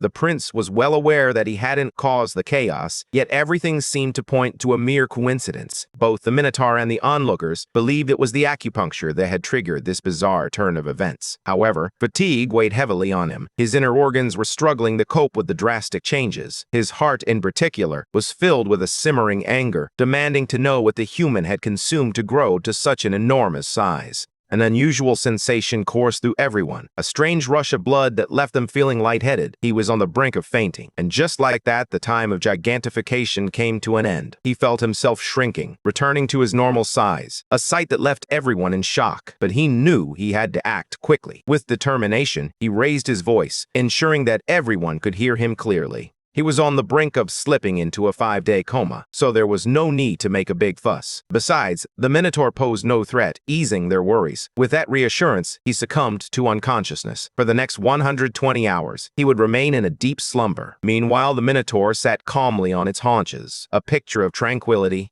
Those who witnessed the scene believed it could only be magic. Inside the ship, chaos reigned. Crew members frantically shouted for buckets of water to be thrown overboard, as the damage to the hull was severe. Time was running out. They had to ascend. Yet fear gripped them, for a monstrous creature was wreaking havoc above. As one of them stepped outside and spotted the calm, docile Minotaur, disbelief washed over him. He shouted that the ship was sinking, prompting the Minotaur to glance around. Curiosity piqued. Deep down, he understood it was his fault. The weight of responsibility settled heavily on him. Everyone was at risk of plunging into the sea. The Minotaur bellowed that he would save the prince, lifting him into his arms to keep him from drowning. With a powerful stride, he waded into the sea, finally placing the prince atop his head, where the hair was thickest and softest. All the guards stood on high alert, except for Damon, who, though worried, chose to remain calm. With the prince now in the clutches of the massive Minotaur, Damon realized his own troubles were just beginning.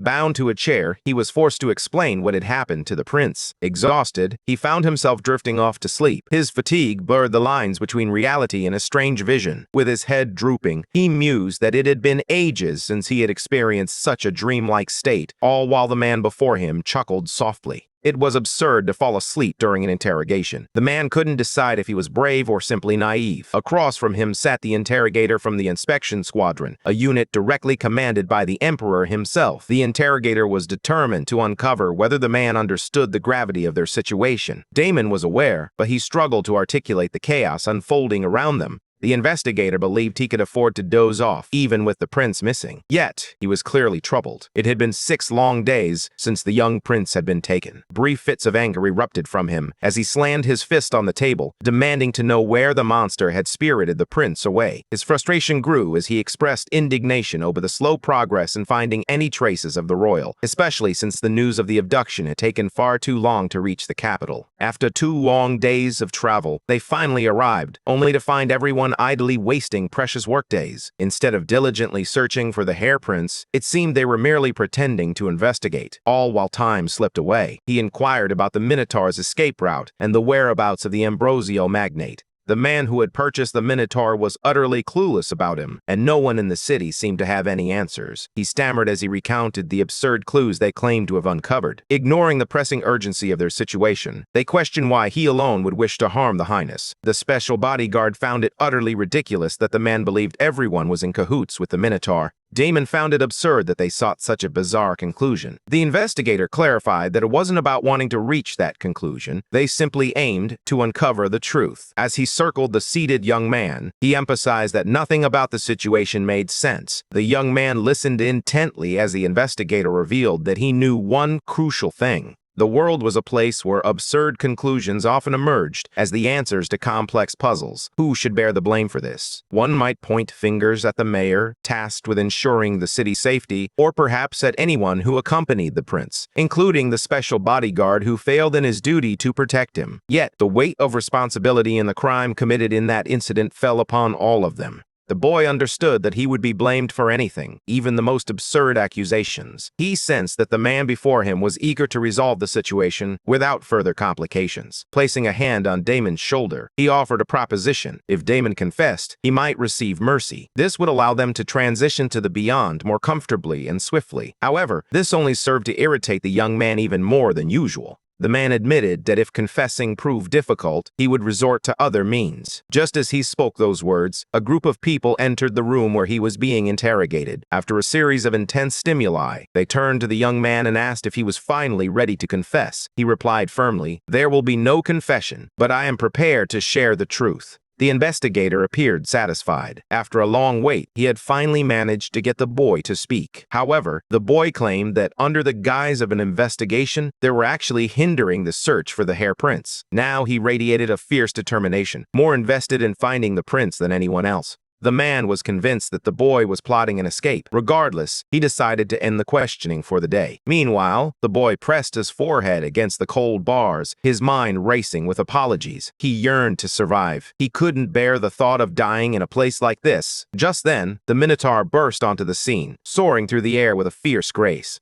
The youth inside the cage caught sight of him, the same Minotaur as before, this time with the prince perched on its shoulder. The Minotaur gripped Damien's cage tightly, its presence both imposing and protective. The prince, however, wore a near-expressionless face, his eyes betraying a deep sadness. He was troubled, for all his friends and acquaintances were trapped in cages just like his own. Suddenly, the commotion drew the attention of the interrogators, who returned to find the Minotaur standing defiantly alongside the prince. From their vantage point above, they searched for answers as to why their friends were imprisoned. Before they could rescue Damien, the prince had awakened 6 days after the incident. The crown prince of Magentano found himself in a cave by a distant sea, where the Minotaur that had once sought to end his life now gazed at him with nothing but affection. He knew he should feel grateful for being saved. That's why they held hands and had become friends. It seemed the misunderstanding between them had finally been resolved. He mentioned that he would check his health status, and with that, the protagonist placed his hands on the Minotaur's fur. He activated his ability to read the pulse, searching for any activated acupoints. He could see that, fortunately, his angina was not very advanced, allowing him to start treatment upon his return. They would also examine his gallbladder. He noticed that the swelling in that area had subsided as he reflected on his condition. Turning to the Minotaur, he explained that the changes within him were reducing the swelling and that it would soon vanish completely. With a firm tone, he instructed the Minotaur to follow his command. First was the Galladarishan, who continued to share his thoughts. He had to press the designated spot with his finger, which was occasionally a bit bothersome, but he managed to endure it. As the task neared completion, the prince felt a sense of satisfaction with the work they had accomplished together. The protagonist thumped his chest and encouraged the Minotaur to do the same, creating a moment of camaraderie between them. The Minotaur clenched his paw and pounded his chest until fatigue set in. In that moment, the protagonist sensed that something monumental was about to unfold. Suddenly, the massive creature began to cough up a colossal stone. A wave of joy washed over him. He had achieved a special ranking S+ cholecystitis. He knew that while cholecystitis typically measured no more than 5 centimeters, this one was an astonishing 20. With that extra care, the great Minotaur felt significantly better. The swelling had vanished after the treatment. He expressed concern, saying that the two of them would need to return. He worried about what might be happening to his friends, knowing they were likely facing difficult times. Rose, however, seemed to grasp the weight of his words. He couldn't shake the worry that he might have to fight again. Just then, the prince cautioned him that no one would stand a chance against the Minotaur if it returned with them. The eyes of that formidable beast sparkled with excitement, but the two of them pressed on into the sea. Soon, they spotted the flag of the inspection squad in the distance, commanded directly by the Emperor himself. The man in front furrowed his brow, wondering who the insolent figure was that dared to speak to him. He turned his gaze to the person hovering above the Minotaur, demanding to know his identity. The protagonist bristled at the insinuation that he might be pretending to be the crown prince. He retorted sharply, warning that there were forces at play, ready to exploit the crown prince's disappearance to threaten the royal family. The prince seethed at the audacity of the man who dared to question his identity. With a sharp glare, he retorted that if verification was necessary, then the man should have taken the time to properly identify his own people, referring pointedly to the many he had unjustly arrested. He should have acknowledged the dedication and sacrifice of everyone involved. Feeling intimidated, the man asked what he meant. The prince, visibly upset, mentioned Danien's name, explaining how he had thrown himself in front of the Minotaur to save him. Danien had sacrificed himself to buy the prince time to escape to safety. With unwavering devotion, the Minotaur opened the cage door and prepared to face a colossal monster. "Next up is Agnes," he declared, revealing her as his fierce bodyguard, a werewolf boss. As he plummeted from the Minotaur's grasp, she leaped into action, catching him midair. If it hadn't been for her quick thinking and bold spirit, he wouldn't have been there to speak at all. They spotted Bea in the cage as well. The prince remarked that it would have been a disaster, and he would likely be buried under the rubble right now. Turning his gaze to the young woman, he praised the courage and sacrifice she had shown for him. Beside them stood Sergio, the captain of the Special Royal Knights, who had rushed to the scene before anyone else. He fought to protect his life while searching for a safe haven. If not for his bravery and sacrifice, he too might not have survived. Frandol led the other knights in his defense, alongside Montero and Pedro, who bore wounds from blocking the Minotaur's fierce horns. He couldn't forget Hamilton, who had done so much for him. Despite losing his sword and having his shield shattered, Hamilton continued to fight valiantly. Now everyone viewed the prince in a new light, witnessing him bravely defending them. They were certain he was indeed the prince, though the mystery of his return and how he had defeated the Minotaur remained unsolved. Meanwhile, the interrogator sensed that something was amiss.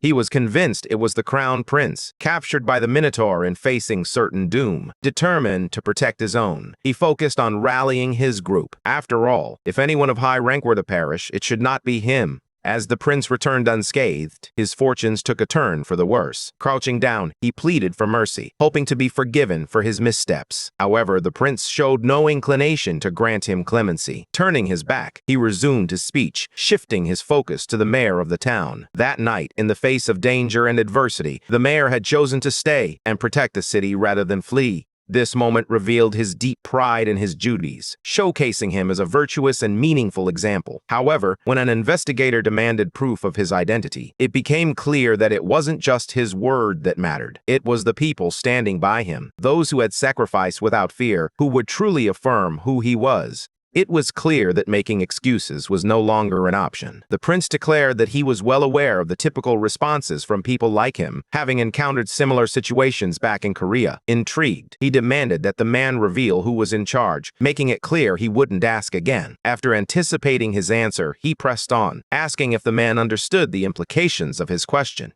The person in charge was ultimately responsible for the situation at hand. He would be held accountable for the poorly conducted investigation he led. After implementing the necessary measures, the city began to slowly recover. Curiosity buzzed among the citizens as they wondered what crime the investigator had been accused of. The answer was grave. He had intentionally disrupted the search for the crown prince, a serious offense that weighed heavily on the community. Rumors began to swirl through the town about the Minotaur and a host of other strange occurrences.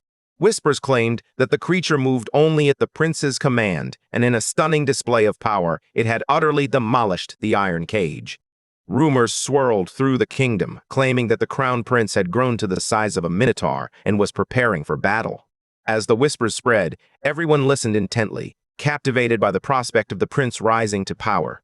As the townsfolk busied themselves tidying up the city, Damien observed from a high window. Below, a new tale about the highness of Prince, known for speaking of things he had never truly heard unfolded. 3 curious individuals pressed him for details about how he had captured the Minotaur. To their surprise, the prince insisted he had never done such a thing. Damien couldn't help but feel a sense of satisfaction as he watched the prince clarify that it was merely a misunderstanding. The prince urged him to recall the moment he unexpectedly grew enormous while driving the thorns into the Minotaur. Those thorns, a manifestation of his own pain, offered him a fleeting relief, though he insisted it was merely a coincidence. Suddenly, the young man's actions became clear to me. They believed he had healed. The prince nodded in agreement, adding that the Minotaur had seen him as a savior. Damien had settled down, casually stating that he expected payment for the risks he had taken. He didn't bother to conceal his true motive. He was clearly eyeing the money. In his defense, he argued that this was simply how hired workers operated. The young bodyguard, however, believed he needed to train harder to earn more. He explained that his blunt response stemmed from the fact that he had successfully completed the task assigned to him. The prince could hardly believe that the boy had managed to gather all the requested ingredients just the day before. Damien confirmed that this city was indeed larger than the port of the north. After all, it was a bustling trade hub. However, he had some troubling news to share. The emperor had learned of his well-being and had returned even before reaching the city. The protagonist simply wanted to live his life one day at a time, avoiding any trouble with the emperor, a man known for his formidable nature. The cheerful prince, however, had other plans. With the emperor back and all the ingredients in hand, he declared that it was time to begin. The young man was bewildered, unsure of what the prince was referring to, but the prince quickly reminded him they were about to prepare the legendary golden pill. He demanded that the kitchen at the mayor's residence be cleared without delay. With the city finally settling down, the atmosphere in the mayor's kitchen was filled with anticipation, for there stood the prince, his face lit up with a radiant smile, as he prepared to create the coveted golden pills, eager to gather all the necessary ingredients. Meanwhile, his bodyguard observed with a critical gaze, unsure whether to continue his silent vigil or break into song. Despite the chaos around him, the protagonist continued to craft his pills. The Minotaur, curious and eager, even devoured the first one to test its quality. Soon after, a message flashed before him. The Minotaur snack had supercharged its internal organs. The heart raced, struggling to cope with the surge of energy, while the stomach, on the other hand, was far from pleased. Everything that was good for the body seemed to taste terrible. Yet, despite that, all his internal organs had come together to grant him a remarkable 500 HP. The modification confirmed that the medicine was indeed crafted by him, activating his tonic manufacturing and ingredient analysis skills. Now he gazed at the screen with a sense of pride, having finally completed the Minotaur's golden pill. The list of benefits was extensive, but one detail captured the protagonist's attention. He felt a surge of relief. This remedy was non-addictive and free of side effects. It seemed perfect. Meanwhile, the Minotaur lounged comfortably, seemingly at ease. Just then, the prince called out to him. It was time for a conversation. After some rest, the Minotaur should be feeling much better.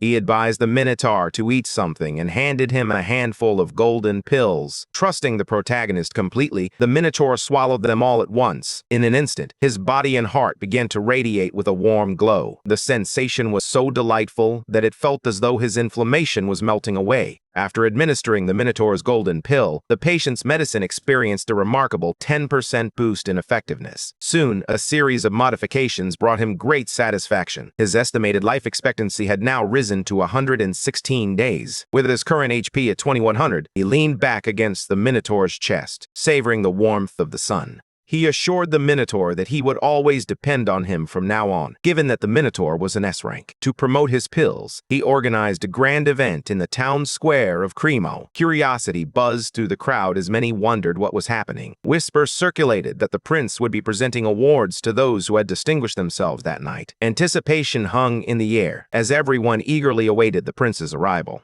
The Minotaur stood by his side, a formidable presence. Dressed in royal attire, the prince felt the weight of expectation grow heavier. With the Minotaur beside him, the whispers of his impending succession became all the more tangible. He had boldly showcased his golden pill, drawing the eyes of the crowd as he should. In that moment, surrounded by onlookers, he realized it had been far too long since he had basked in such attention, since the fierce clash with the second prince. He seized the moment to honor his royal and special guards. Calling forth Damien and 33 others, he addressed the group with sincerity. During the unprecedented incident when the Minotaur went out of control, my bodyguards fought valiantly to protect our royal lineage without a moment's hesitation. For this reason, as Crown Prince, I wish to publicly acknowledge each of your remarkable efforts. Determined to share his gift, the mayor decided to provide the medicine to everyone. There was a rare sparkle in his eyes, a sign of his genuine passion. The prince observed the mayor, recognizing his exceptional skills and the value he brought to the community. Just 2 days prior, while he was conversing with the Minotaur, the mayor had approached him, eager to share an important message.